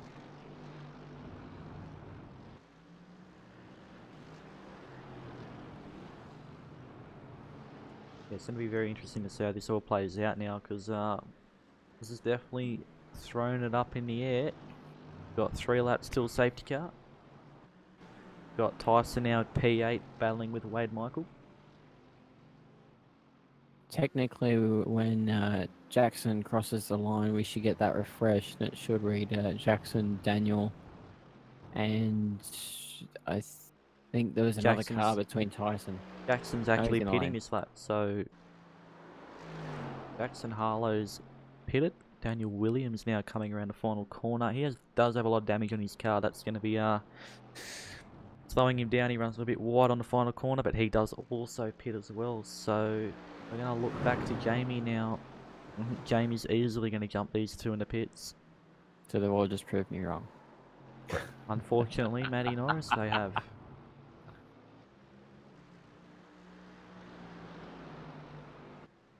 See, if I was those boys, I would have put it in map 1 and stretched the gap, or at least tried to minimise the gap, maximise the gap to the cars behind, and use that lap 14 safety car to my advantage. But doesn't appear anyone seems to be running with that strategy. I might actually be using a little bit more fuel than we previously calculated. So, yeah, interesting to see how that pans out. I'm just looking at the pit stop times at the moment.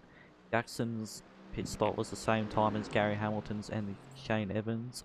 Daniel Williams, the shortest pit stop without just a 14-second stop. So, all looks fairly even, of course, depending on what lap, how many more laps you do and when everybody stops. But nevertheless, it's back to the boys at the front. As we spoke about before, Thomas McMillan very quick on the opening sector, or kind of the opening stint after a pit stop. So if you can get past Jamie now, I don't think there's going to be any stopping him once the safety car comes out.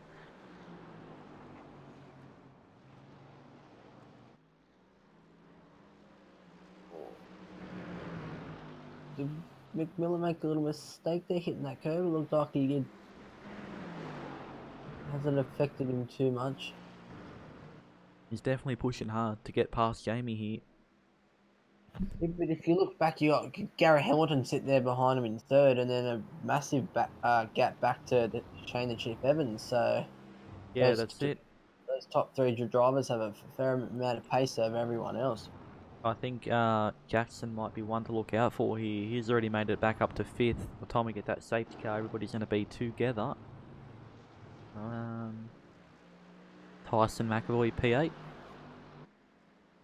Daniel Williams P12 after his pit stop.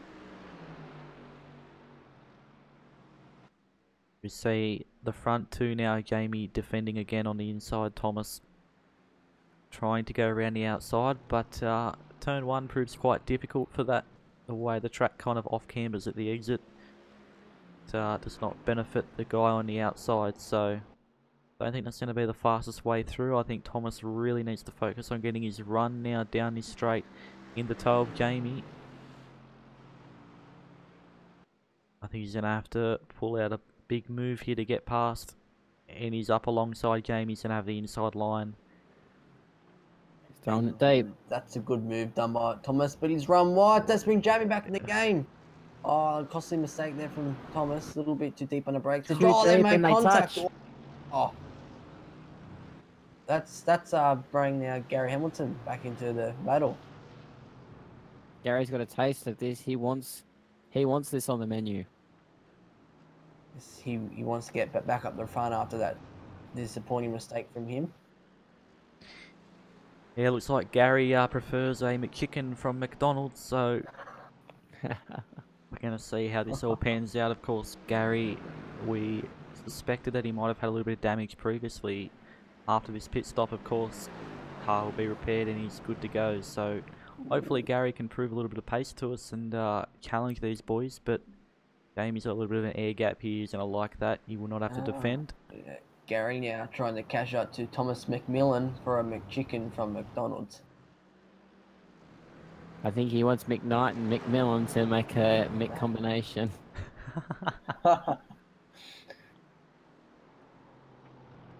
But as we approach lap 14, this is when our competition caution comes out. This is when they're all going to have to bunch up, and the honour of kicking us off again will fall to Jamie McKnight.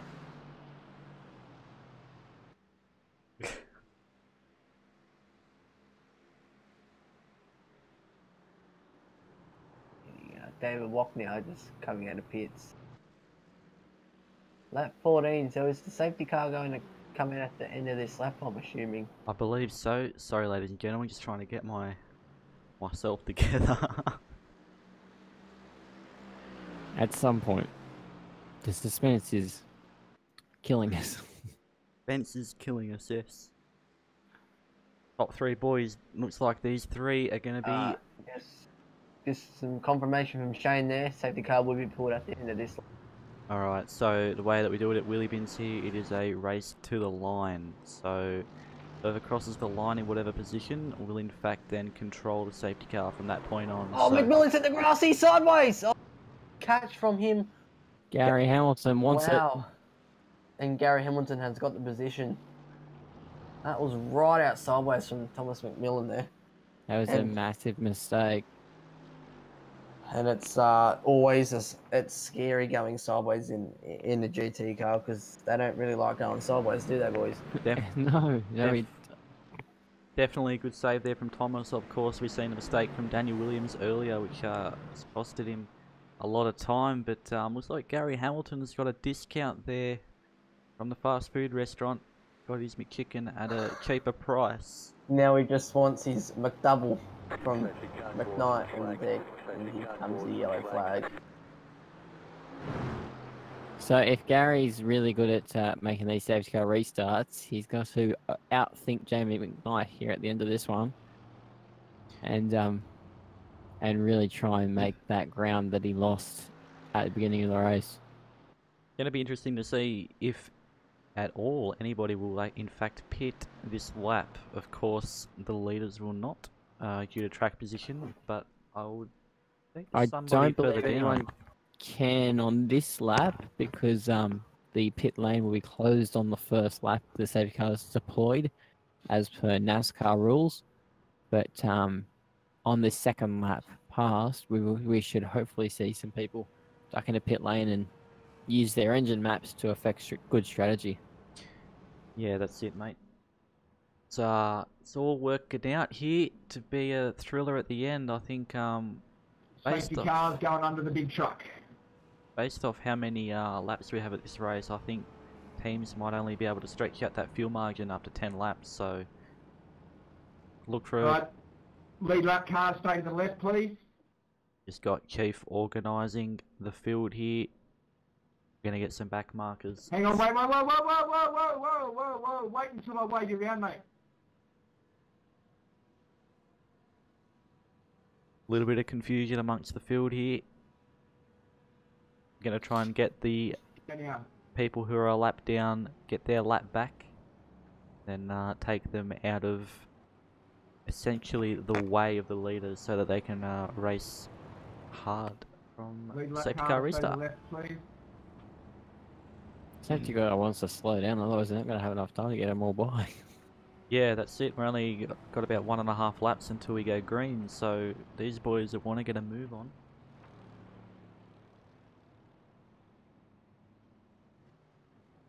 So the safety car is probably going to go green on lap 17. Roughly 10 laps of fuel at full pace. So if these drivers putting again though, Harley. Well, Or I believe 10 the pit window is going to open at lap 19. So I believe the top at least 5 people here will be able to make it easily to the pit window and then pit from then on. It's going to be up to somebody kind of around the midfield, maybe around Tyson's pace of 8th, 9th, 10th, maybe even Daniel Williams.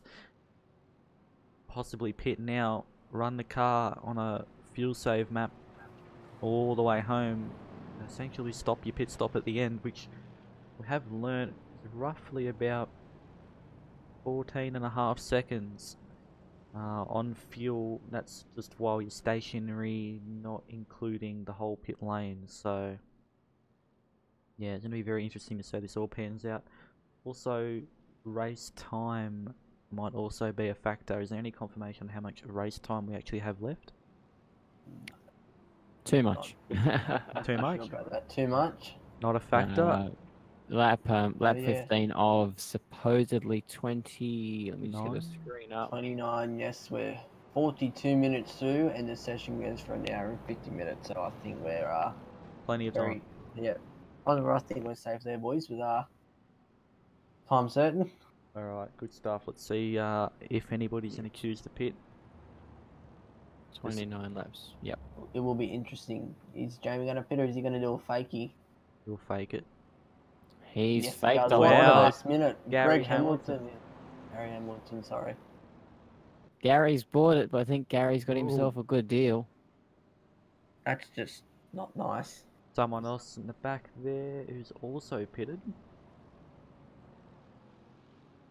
A couple of cars in pit lane. Brendan McCarthy in the pit, along with Kobe Jones and Brendan Ryan.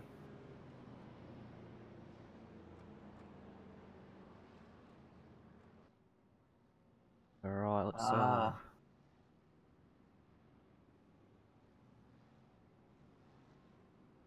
see if we can possibly get a time here on Gary Hamilton's pit stop. I believe it'll be relatively short considering he only pitted not too long ago.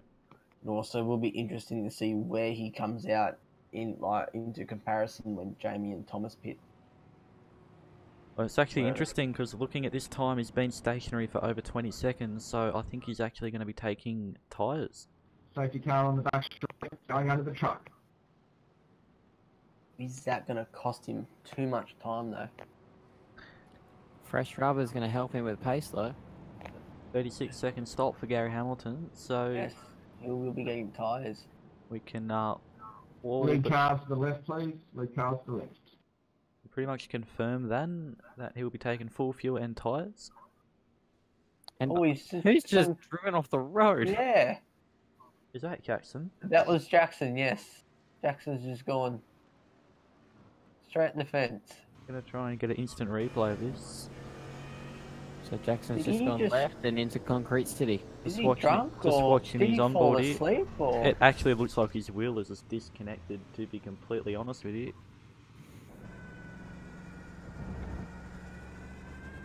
Wow. Jackson Harlow, you better get back in position. People are going to get black flag. That's a problem. I don't think Shane quite understood. Yes, Jackson just confirmed over the radio that his steering wheel has turned off. Yep, So, disappointing technical failure from Jackson. that's what it looked like hopefully- from the onboard. Hopefully it doesn't ruin and give people black flags, so. Yeah, looking at that onboard, he was just there driving a straight line, and then the wheel went completely full lock to the left. So Disappointing. Not a good strategy, that one. He was in a good position one time. not a very good strategy. Unfortunate. I think he'd be going back to the supplier of his steering rack to try and get that problem resolved. I think he'll be doing more.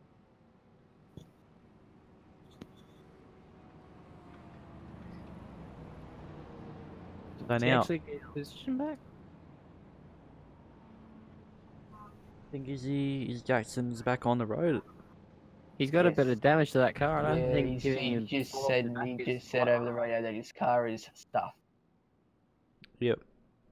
You know, this might actually not work out too bad for him, considering that he can stop now. Actually, however, he does appear to be coming back up to get his position back. So, is it really stuffed, or can he deal with Make it? sure you don't overtake when you're going into pit lane. I get the feeling he'll be pitting. grab it on board, and it looks like it's a lot of left hand down on that one. They are turning left at the moment. That's adding to that. No, it's still in a straight line. A lot of left hand down. So Going green now. Alright, I think Jackson will be pitting. We're going green now. Jamie's got a fair gap on Thomas. See if anyone's going to play an interesting game here. Jackson and safety car into pit. Oh, nearly checked up Shane. Jamie's gone. No, Jamie's offered a good start. Exactly what he wanted. He's built the gap over Thomas. Shane, though, now pretty much underneath the rear wing of Thomas McMillan. I don't think Shane will send it here. I got think he's... Wade Michael and Tyson Mcevoy in the back there. Too wide down here. Oh, he's sideways, he's loose. Oh, I thought he was going to spin in the Tyson, and that's scary stuff. Tyson, a very good switch move there on Wade Michael, braking at the absolute limit, getting the job done. He's put himself up into position 5 now. Daniel Williams will look to be coming through, currently P8. But Negative. Oh, Jackson asking for a safety car. just getting confirmation there from the chief that there will in fact not be another safety car. So it is now green racing to the end, 12 laps to go. 12 laps, and you can only get 12 laps to a tank, so... You can only get 10 laps to a tank, we are hearing, so... Is it 10 now? No, I thought it was 12. No, I don't think so. No, I think we predicted 12, but they started pitting on that 10, so we thought our prediction was off. But looking at how racy Gary Hamilton is back there in position 14, I think he's confident of making the 12 on a rich trim. Yeah, that would be probably a little bit different to what I would have previously predicted. I thought maybe Gary would be in full fuel saving mode, but interesting to see how that's going to pan out for him later on. Hopefully that... Oh, someone just whacked Oh, his Chief. behind. Chief's just Oh no, what happened to Chief? drilled Thomas McMillan. Oh no, that's... Just braked a little bit too late and got into the back of him. He scattered the bunch. Where is McMillan? He's back there now behind Tyson in P6. P4 currently on my timing screen, and Thomas is going to pit. In the pit. That's disappointing. He won't be too happy about that. I really don't think that he's going to be out of contention still at this stage of the race. I think there's still everybody else will have to pit, so that's going to get him into some clean air. Gary Hamilton now 2 positions on that lap. This fresh rubber is working into his favour. Gary looks to be on the outside of 2 people currently. Eugene though got the lap back. Oh, Gary's on the grass. another driver who said that they were going to be taking a very different strategy into this race is Tyson Mcevoy, and he's up to position 3, boys. That's it. I think he definitely gets the big mover of the race, considering that he started out of P15, currently P3 with his strategy. Yep. Just to clear some things up between that Shane and Thomas McMillan incident, Shane is definitely not a dirty racer by any means, and yeah, we firmly believe that that was an absolute accident on his part. So unfortunate. We don't often see many of those from Shane, but yeah, he'll be a bit filthy with himself over that one, no doubt. So we've had Shane probably have a brake failure of some kind, and Jackson have a steering failure. So Road America's bringing out all the failures. These GT3 cars haven't been used for a while, so they're probably throwing some tantrums right now. Just looking back, Jackson and Thomas McMillan are back out on track. Clean air. We've got Daniel Williams now chasing down Wade Michael. I don't think there's going to be much time before this overtake takes place. Yeah, that's the driver who I was going to mention. He was involved in that massive crash on lap 2, I believe it was. And, yes, he was. Yes, he's now back up in 5th and looking to make a move on Wade Michael. Wade Michael a little bit wide there. Daniel, choosing not to send it on him at the final turn. Bit over a second slower than Daniel last lap Wade was, so undoubtedly Daniel has the speed. Whether he can get that Mercedes around Wade's Mercedes will be another question. He's going to go try around the outside here at turn 1. I've said it can't be done before, but he's in fact brake later. Yep, he's got it done. Great job there by Daniel. Next in line, Tyson Mcevoy. I think Tyson will not be throwing up too much of a fight here. I think Tyson might actually be fuel saving to the end, or we'll have to keep an eye on his lap time and see. But you have to think about Jamie McKnight in this instance. He'll have a smile ear to ear. Best thing Jamie can do at the moment is turn the fuel trim right down to the max fuel saving mode and try and minimize any risk of falling foul of the line. Well, looks like based off current lap pace, Jamie's in the 2-minute 2s. Doesn't look like he's slowing down anytime soon. Tyson in the 2-minute 4.5, so nearly 2 seconds difference in pace there.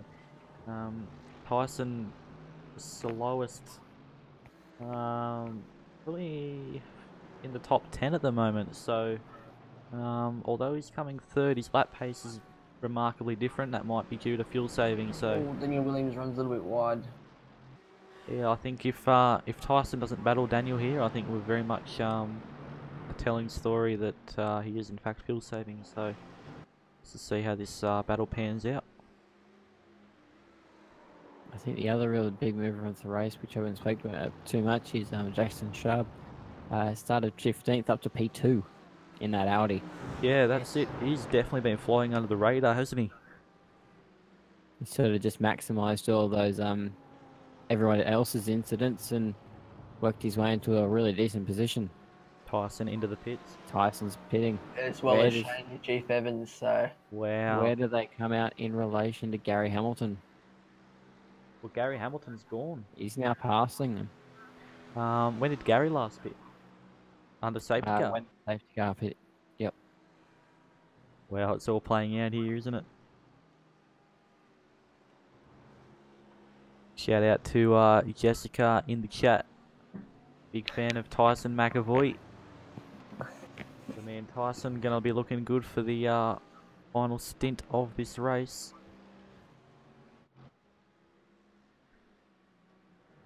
Like lap pace out in front, Jackson scored 2-minute 4.2. So I'm just looking at, you know, track position versus lap time here, trying to work out who's saving fuel and who's going to make it to the end. We got Thomas McMillan, who just done a 2-minute 1.9, so I believe he's under the impression that he's fueled to the end. We got Tyson Mcevoy not too far behind him, who'll also be fueled to the end. So everybody from the top 9 down, being Thomas, everybody below that, I think it's going to be if they've made the stops correctly on that lap, we'll make it to the end, no problem. Gary Hamilton's last lap was a 2-minute 2:8.55, so he's doing some quick laps with that fresh rubber. Yeah, he's still a second clear of Thomas. Funny you say that it was a 2-minute 2.8. Jamie McKnight also on a 202.8. Trying to get Very some. even between those two. So when does Jamie Nope, pit? steering with the back wheels. We hear him at Shane's probably lit it up somewhere. Go back to Shane. Yeah, I might just. Oh, he's just got himself in front of Tyson Mcevoy, so not so good for Tyson. Looks like Tyson might have made a small mistake there, but like Daniel Williams actually got past Gary Hamilton. Okay, so sorry, Jackson Scorb's in the pits. Yeah. It'd be interesting to see where he comes out then in relation to Thomas McMillan and Shane Evans. I believe as Thomas McMillan going past the main straight now, so Thomas is going to jump a lot of people with his strat. So Chris Kessie just in the chat has told us to check Dan's pace. I can confirm that it's a 2:03.08 on the last lap, Chris, so not quite quick enough. It looks like Jamie now doing a 2:02.3, so might be a bit of hammer time for Jamie, running out this tank and then doing a splash and dash at the end. We got Daniel Williams is a bit of an unknown as to how far he's going to actually make it. Gary Hamilton as well will also be touch and go on fuel, considering that he pitted on lap 17 underneath the safety car. Currently at this stage, probably Thomas McMillan's in the box seat. He's P4, but it looks like between him and Jamie, we're going to find out towards the end of the race after Jamie pits whereabouts those two are going to come out on track. And yeah, that's going to be a very interesting kind of thing to unfold. So the gap, Thomas is 35 seconds behind Jamie.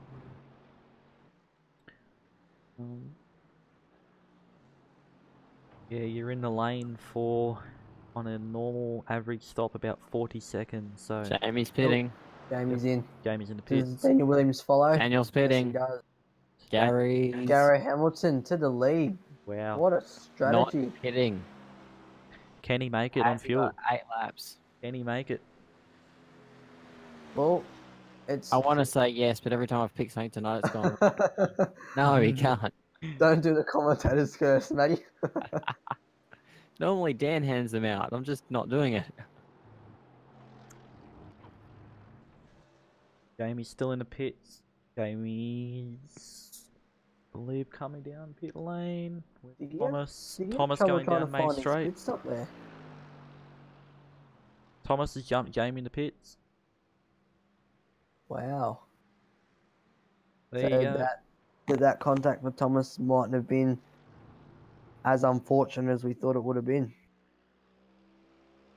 Probably back. benefited Thomas more than anything. Well, Daniel Williams actually also jumped Jamie, so Jamie looks to be maybe some stripe in the pit lane there. He had a 50-second stop. Which, Oh, he's in who the just- fence. That is heavy. Who just fenced it? Blake Jackson scored. No, I think it was Jackson's score.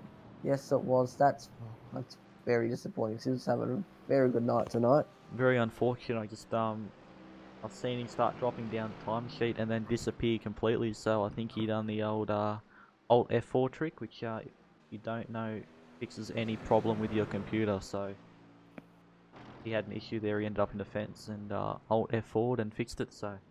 And also fixes your car in iRacing too. So if your car's damaged in your F4's the way to go. I don't think Jamie's going to be too excited about this.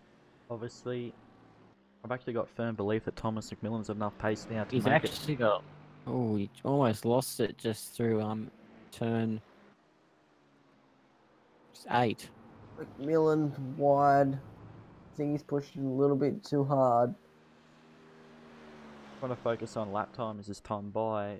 See who's fuel saving, who isn't, as well as gap. Gary Hamilton with a best lap of a 2-minute 2.2, so doesn't look like he's particularly saving fuel in any way, shape or form. And Thomas Miller now has the best race lap with a 2-minute 1.9 Thomas in the pits. 0.97. So, ooh. Thomas can't make it. Did he not put enough fuel in? Can Gary Hamilton make it? Daniel's though? off the road. Can Gary Hamilton We better keep our eyes on Gary. pull it out of the bag? Well, he spent just over a minute in his first pit stop. That was when he got tyres, and then 36 seconds in the next pit stop, which would have been full fuel. So, Does that BMW have a cheeky fuel cell that we don't know about? It's got something we don't know about because it's got a lot of speed. yeah, I think you're probably right, Chris Kessie. Jamie may have accidentally taken tyres there, which has costed him a fair bit of time. Although now that Thomas McMillan has pitted, maybe Jamie's done the right thing. We just don't know at this right stage. on the back bumper of Daniel Williams, so it's and then Daniel had that slight run onto the grass on the last corner, so that battle could come alive at the end of this race. It's all playing out here, and Wheelybins going to find out whether Gary can make it from here on in. I believe there's a 37-second gap. Funnily enough, an average pit stop's about 45 seconds with full fuel, so obviously it doesn't look like he'll need full fuel. Nor tyres, because he did take tyres earlier, so... Ian Coxon now, also in the chat. Gary is the fuel saving master because he's having yes, fun. he did. He's Remember having fun. Gillies? Yeah, I unfortunately remember Gillies very well because I did in fact have to pit that race, and I think Gary made it the whole race on without stopping. So ended up Only getting drivers to make the entire race without stopping. Yes. So don't worry, Anyone else not missed that one? I'm still hurting from that one, mate. Don't worry, I haven't forgotten. Just going to keep an eye on the gaps now across the line. Gary Hamilton with a 202.3, so it looks like he might be pushing really hard because he's going to make a fuel stop soon. Well, that's the thing. He's got 37 seconds in hand to make that stop. Yep. So what's the betting? He tries and does it, and takes a splash at the end. Well, that's it. We've only got 5 laps, so he'll only need currently half a tank, which means arguably his stop's going to be maybe 10 seconds shorter. I think after this race, we're going to have to run into the pits and try and find Tyson, because I think we should interview him for guest who's in the chat. Massive fan of Tyson. Yes, we'll definitely be looking to get some onboard interviews after this race. So, Jacob, you're in charge of that, mate. Yeah, mate. Top 3, and at the moment, take your notepad because picking the podium at this stage is quite scary. Yeah, we got Gary Hamilton overtaking a back marker here. Hopefully, he doesn't get into too much strife. Looks like he's being held up a little bit. Yeah. If Jamie has accidentally gotten tyres, though, he should be able to pass Daniel because he's now right under the rear wing of Daniel. Gary's in the pits. Gary's in. Where's Daniel? He's coming along on the back straight. Under the kink. And Jamie's right behind him as well, so let's watch. I want to say Gary's got it. I want to say if he doesn't make a mistake here, don't take tyres, just take a short amount of fuel, enough for 5 laps. Gary's got this in the bag. Well, if Gary hasn't got it, I'll blame Matt for calling it. Classic commentator's curse. Coming up to turn 14 for Daniel Williams. Around the final turn. Gary dropped it. Gary's only just got in the pit. No, I think he's right at the front of the lane though. He could make it. Can he get out? He's still in pit. I'm watching him. He's out. He's on the move. Daniel Williams crossing the line. He's gonna get rolling. He's gonna pull it away in front. Gary Hamilton still has the lead. Jamie McKnight gonna go around the outside of Daniel Oh, Williams. they make contact. Oh no! Oh, this race has gone off. So can I still say I called it? You can. Thanks, Gary, for getting me off the hook. Gary did a 9-second pit stop that lap, Wow. or that time by. So Timed to perfection. Gary Hamilton getting tyres in the middle, and it was his second pit stop. no, it was in fact his third pit stop. He did he pitted wow. underneath the safety car, and then he pitted after the safety car released, and then once again then. So Wow.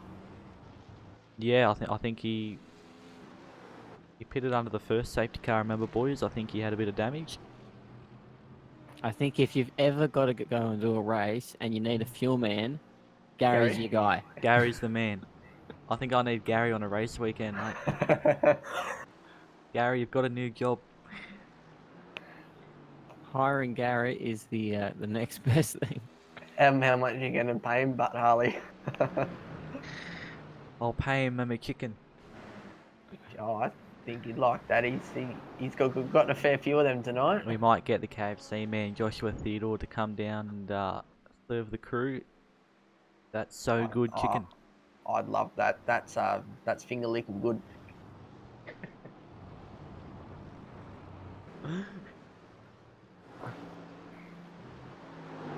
Also got another mover and shaker of Kobe Jones. Started P10 up to P4 at the minute. So I think we'll be definitely having a chat with him after the race. Kobe has in fact done one more pit stop.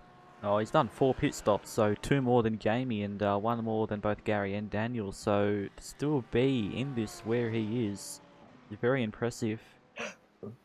Of course, we did see that very impressive end of qualifying lap that he pulled out to make the shootout. So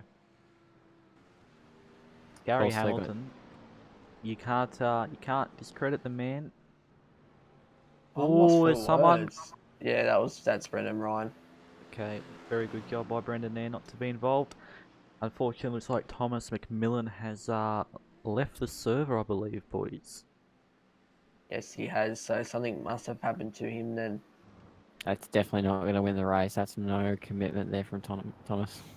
Looks like survival of the fittest out here at the moment. So coming across the line, we'll have 2 laps to go. Is Jamie going to make a last lap pass on Daniel? Well, I actually, do know that three- these two boys do work together. Yeah. Daniel Williams as a sales manager, and Jamie is, we all know, the big boss. So is he going to be nice or nasty to his boss? I didn't in fact know that these two work together, but Jamie's got his flashing headlights. Yeah. Unfortunately, we did assume their gender that they are 2 males, but Jamie nevertheless I'd pushing hope they hard. are. I for one know that Daniel and Jamie race hard.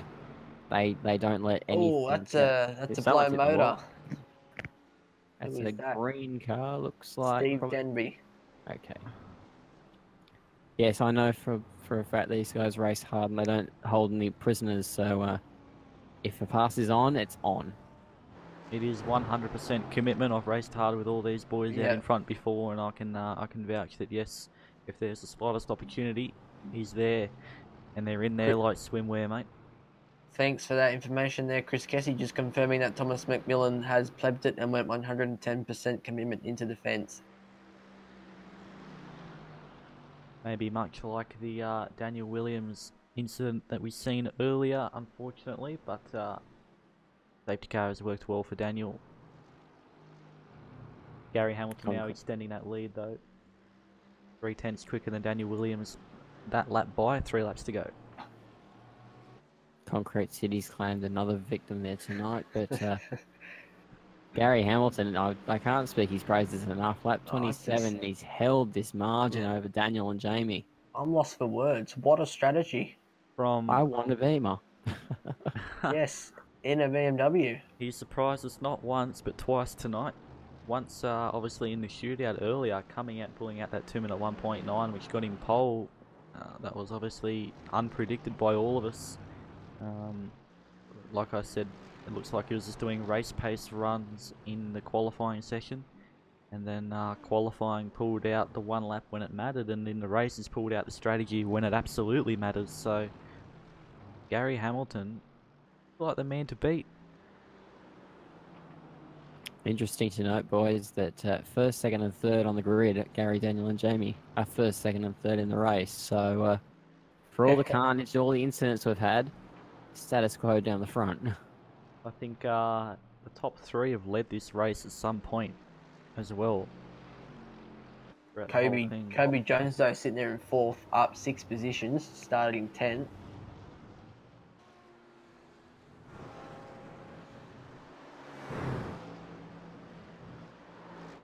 Now 2 laps to go.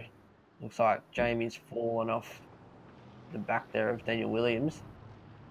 Yep, as we look further back, obviously, as you touched on previously, we've got Kobe Jones. He looks like he will seal P4. We're just going to watch lap times time by. The top 3 have actually done lap times all within a tenth of each other, so they are Jamie, funnily enough, being the quickest, so they're all pushing really hard. Danny Keith Evans and Tyson Mcevoy have done the same lap time. We got Wade Michael behind Tyson, 3/10 slower, so it doesn't look like he will be making a move anytime soon. So we've got Gary Hamilton on a 202.3, Daniel Williams on a 202.2, Jamie McKnight on a 202.2, and Kobe Jones on a 203.6. Sorry to cut in here, Matthew, but looks like Jamie's going around the outside of Daniel Williams. Can't get it done, but these boys are definitely pushing hard. Jamie up the inside. He's had a look. Daniel wide. Jamie is just pulling out all the stops now. He knows there's 2 laps to go. If you got to get it done, you got to get it done. Daniel makes that Mercedes as wide as possible.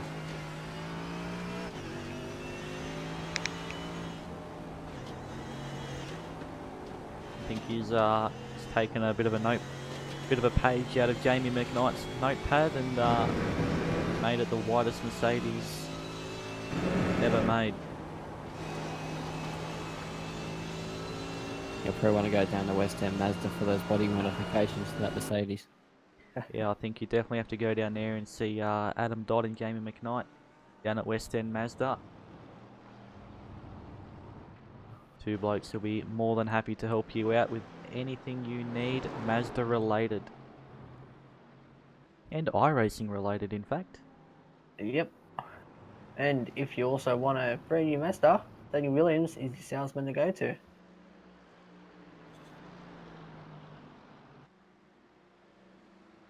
It's like Daniel Williams just trying to get slipstream off that lap car. It's like He's just gone out the way. Jamie fallen half a second behind Daniel Williams. Meanwhile, Gary Hamilton, this man is an absolute machine. 2:02 2.0 last lap, just 1/10 off his pole position time, and it is 1 lap to go of the race. So very, very impressive. Very, very impressive. I want to say he's dominated the whole race, but it was touch and go there for a while. Yeah, I mean, let's be honest, we did question his pace in that middle stint, whether he could really hang with the boys at the front, but look at him go. He's played his cards close to his chest. He's the BMW of all cars. I mean, that's the biggest surprise for me. But his fuel numbers have proved that he's a fuel-saving god, as it were, in the Wheelybins races, and he's put this car where it needs to be when it needs to be there. I've just noticed something here, gentlemen.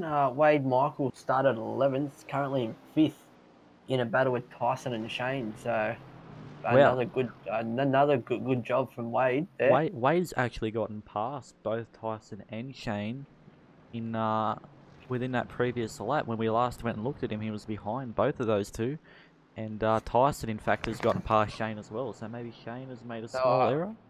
I think we'll be interviewing at top 6 then, because we've got obviously the top 3, and then in 4th, 5th, and 6th are probably the biggest movers of the race. So we've got some massive movers. We've got David Walker from 21st to 10th, Craig Aspench from 14th to 9th, and Dave Treflin from 14th to 9th. Sorry, 12th to 8th. But we've got Gary Hamilton up under the Caterpillar sign, across the line, and wins the race. And well Matt done, called it. Gary. Danny What a- Williams in second. Jamie in third. Kobe Jones will come across the line in fourth. Wade Michael will get fifth. Shane Evans will get Out of Tyson. fuel. Oh, Shane's out of fuel. He's out of fuel. Tyson's gonna Oh, here get we him go. on the line.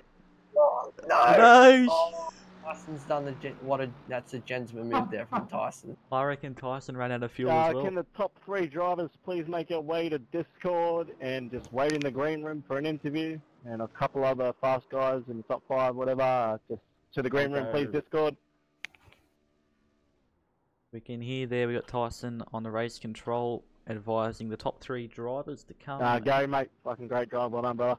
Come and have a chat with us, boys. We're very Yeah, keen well to done, talk top to three. Gary. Good on you guys. Well done.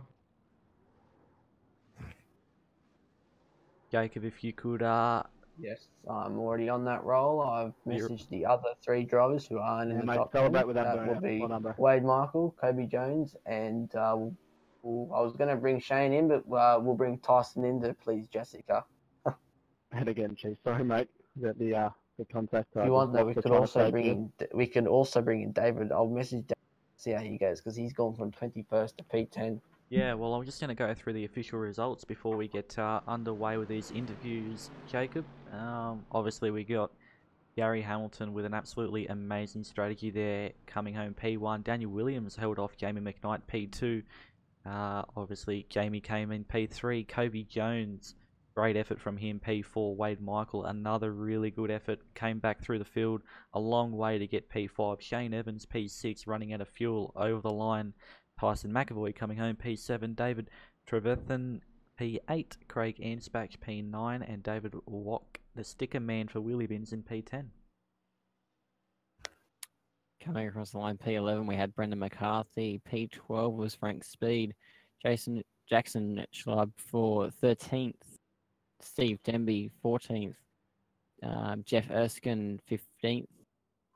Eugene Blurton, 16th. Thomas McMillan, 17th. So it really didn't pay off for him at the end. Brendan Ryan, 18th. And Jackson Harlow, 19th. Joshua Theodore crossed in 20th. Yeah, looking down below that, Nikolai Thomas, unfortunately we didn't get to see much of him. He's 21st.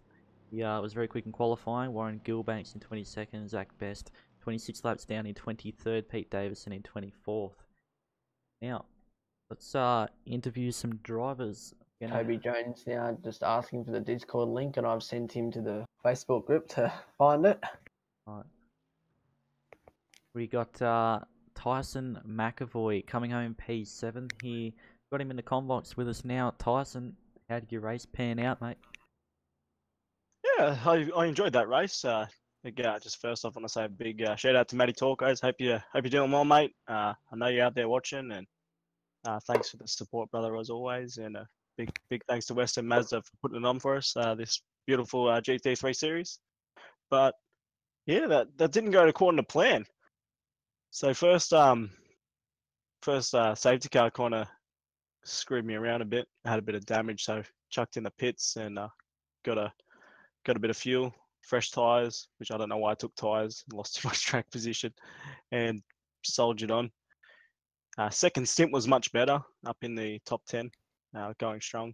And then I realised I'm going to have to save a lot of fuel if I'm going to get to my pit window, which was lap 20, and I was a lap short.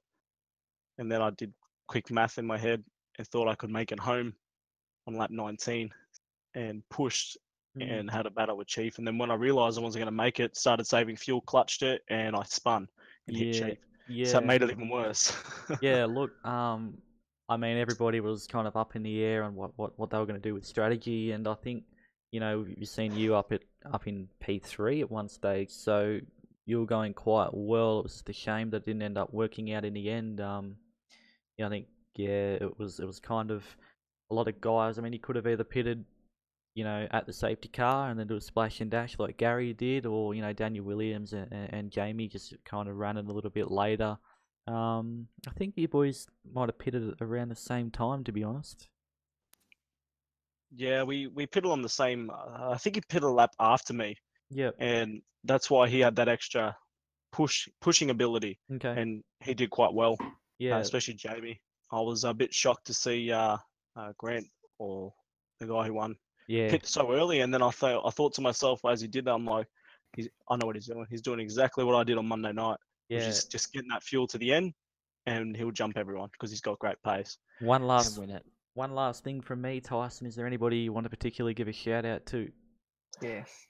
Oh, I know I've got one big Oh, fan yeah. watching right now, Yeah. Jess. She's been watching you the whole time. She's been, she's Tyson, go, Tyson all the time. So Yeah, thanks for the support, Jess, as always, and to everyone else watching from the GTA 5 community, a big shout out. Thanks for the support. All right, Tyson. If you could just please move back to the green room, we're going to grab somebody else to talk to. I will grab Kobe Jones. Kobe Jones, Harley here, mate. Great job tonight, mate. P4, you must be happy with that. You surprised us in qualifying with your lap, and to come out P4 in the race in the Audis, great job, mate. Tell us all about it. Well, I didn't really think much about the lap, but I did my best and then came out in the race and tried my hardest. Had 2 incidents at the start, which didn't help, but came back through and got to 4th. Yeah, that's it. Look, we were watching you at the end of qualifying there to get in the top 10 shootout, and I mean, you got it right on the line. I noticed you did two quick laps back to back and got yourself into the 10 at the very end there. So to be able to go from qualifying to the top 10 shootout and then you know, just scrape in the top 10 shootout to then come 4th on your strategy is a pretty good job, mate. So well done. Yep, thanks. It was good effort by me, and it was a good race by the boys as well. Yeah, that's it. Any of the other boys want to say something? Great job. Yeah, I'll just say good job there, Kobe. Did he move? Was it 10 positions he gained? No, 6. Sorry. From P10 to P4. Yeah, So that's still a solid good effort job, there, Kobe. Yeah, well, just tried my hardest, that's all. All right, Kobe. Thanks for chatting with us, mate. All right, thanks, guys. Yeah, mate. Yep. All right. I'll bring in Wade Michael. Wade Michael, Harley here, mate. P5 tonight. Great job, mate. Great job. Really good job. How did your race pan out? Looked like the strategy at the end there was pretty strong. Yeah, it worked out quite well, actually. I had a good fuel strategy, and it seemed to work out quite well. And everyone else was fuel saving when I still had quite a few litres left. Yeah, that's it. We noticed there at the end, I think it was Tyson and Shane were running pretty tight on fuel and ended up running out across the line. But we checked in on how you were going, and I didn't think that based on your lap speed you were going to get them. But fortunately enough, your strategy played into your hand and got past them in the end. So P5, mate, you got to be happy with that. Over the moon, absolutely over the moon with it. All right. Anyone else want to say anything? Wade, Jacob here, mate. Good race, mate. Just want to say that. Thanks, Jacob. Come home in 5th, mate.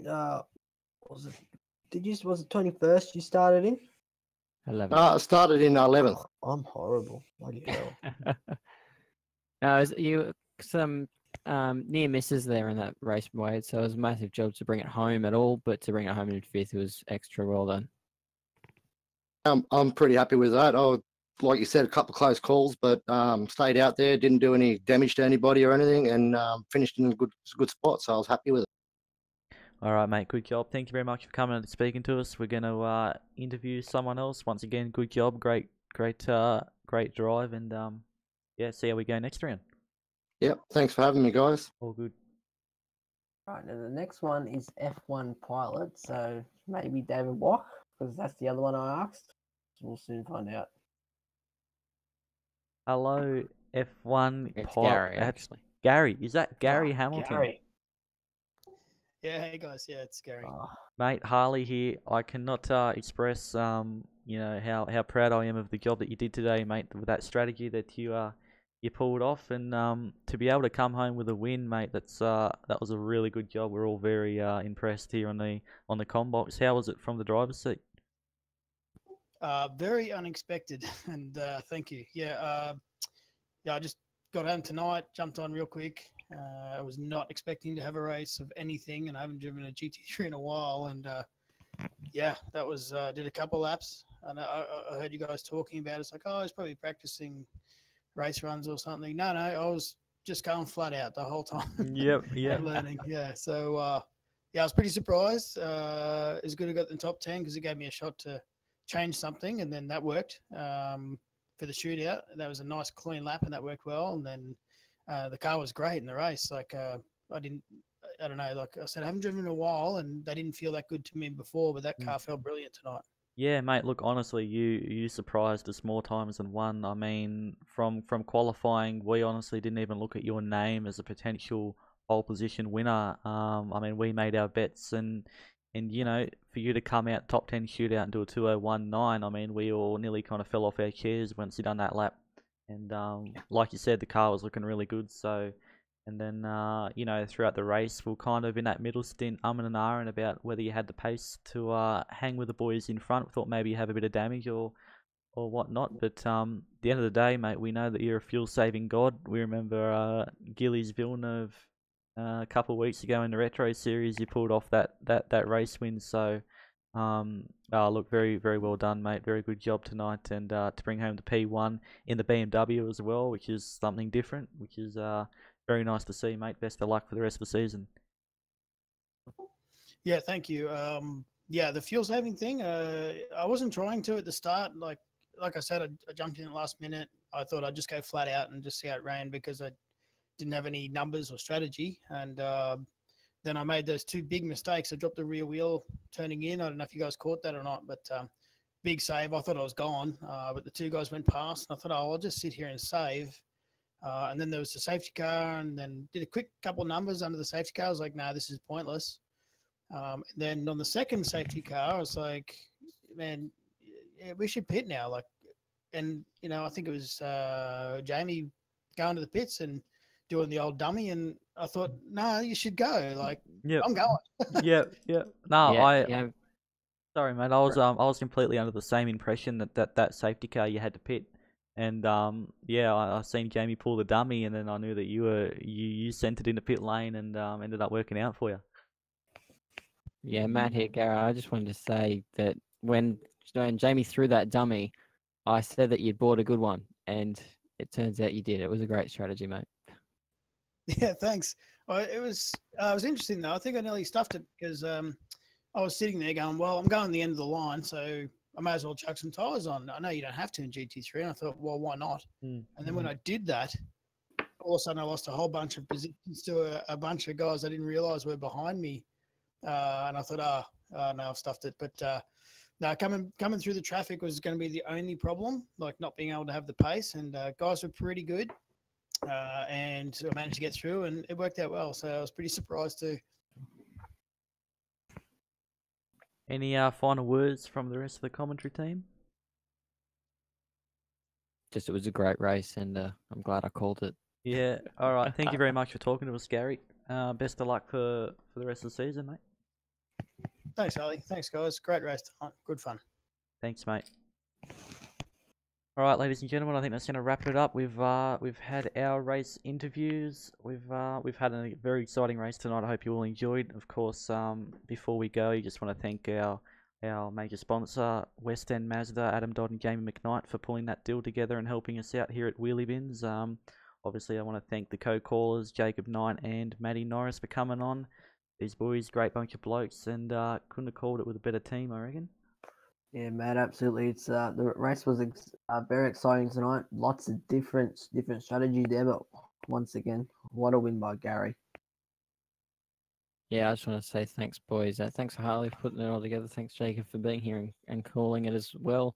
And thanks to our audience for tuning into the Wheelybins TV and coming along for the ride. It was a great one tonight. Yeah, that's it. Make sure you tune in next week, next Saturday, same time. We're going to be having our second race of the this series. So hope to see you all there. Thank you very much for watching, and speak to you next week.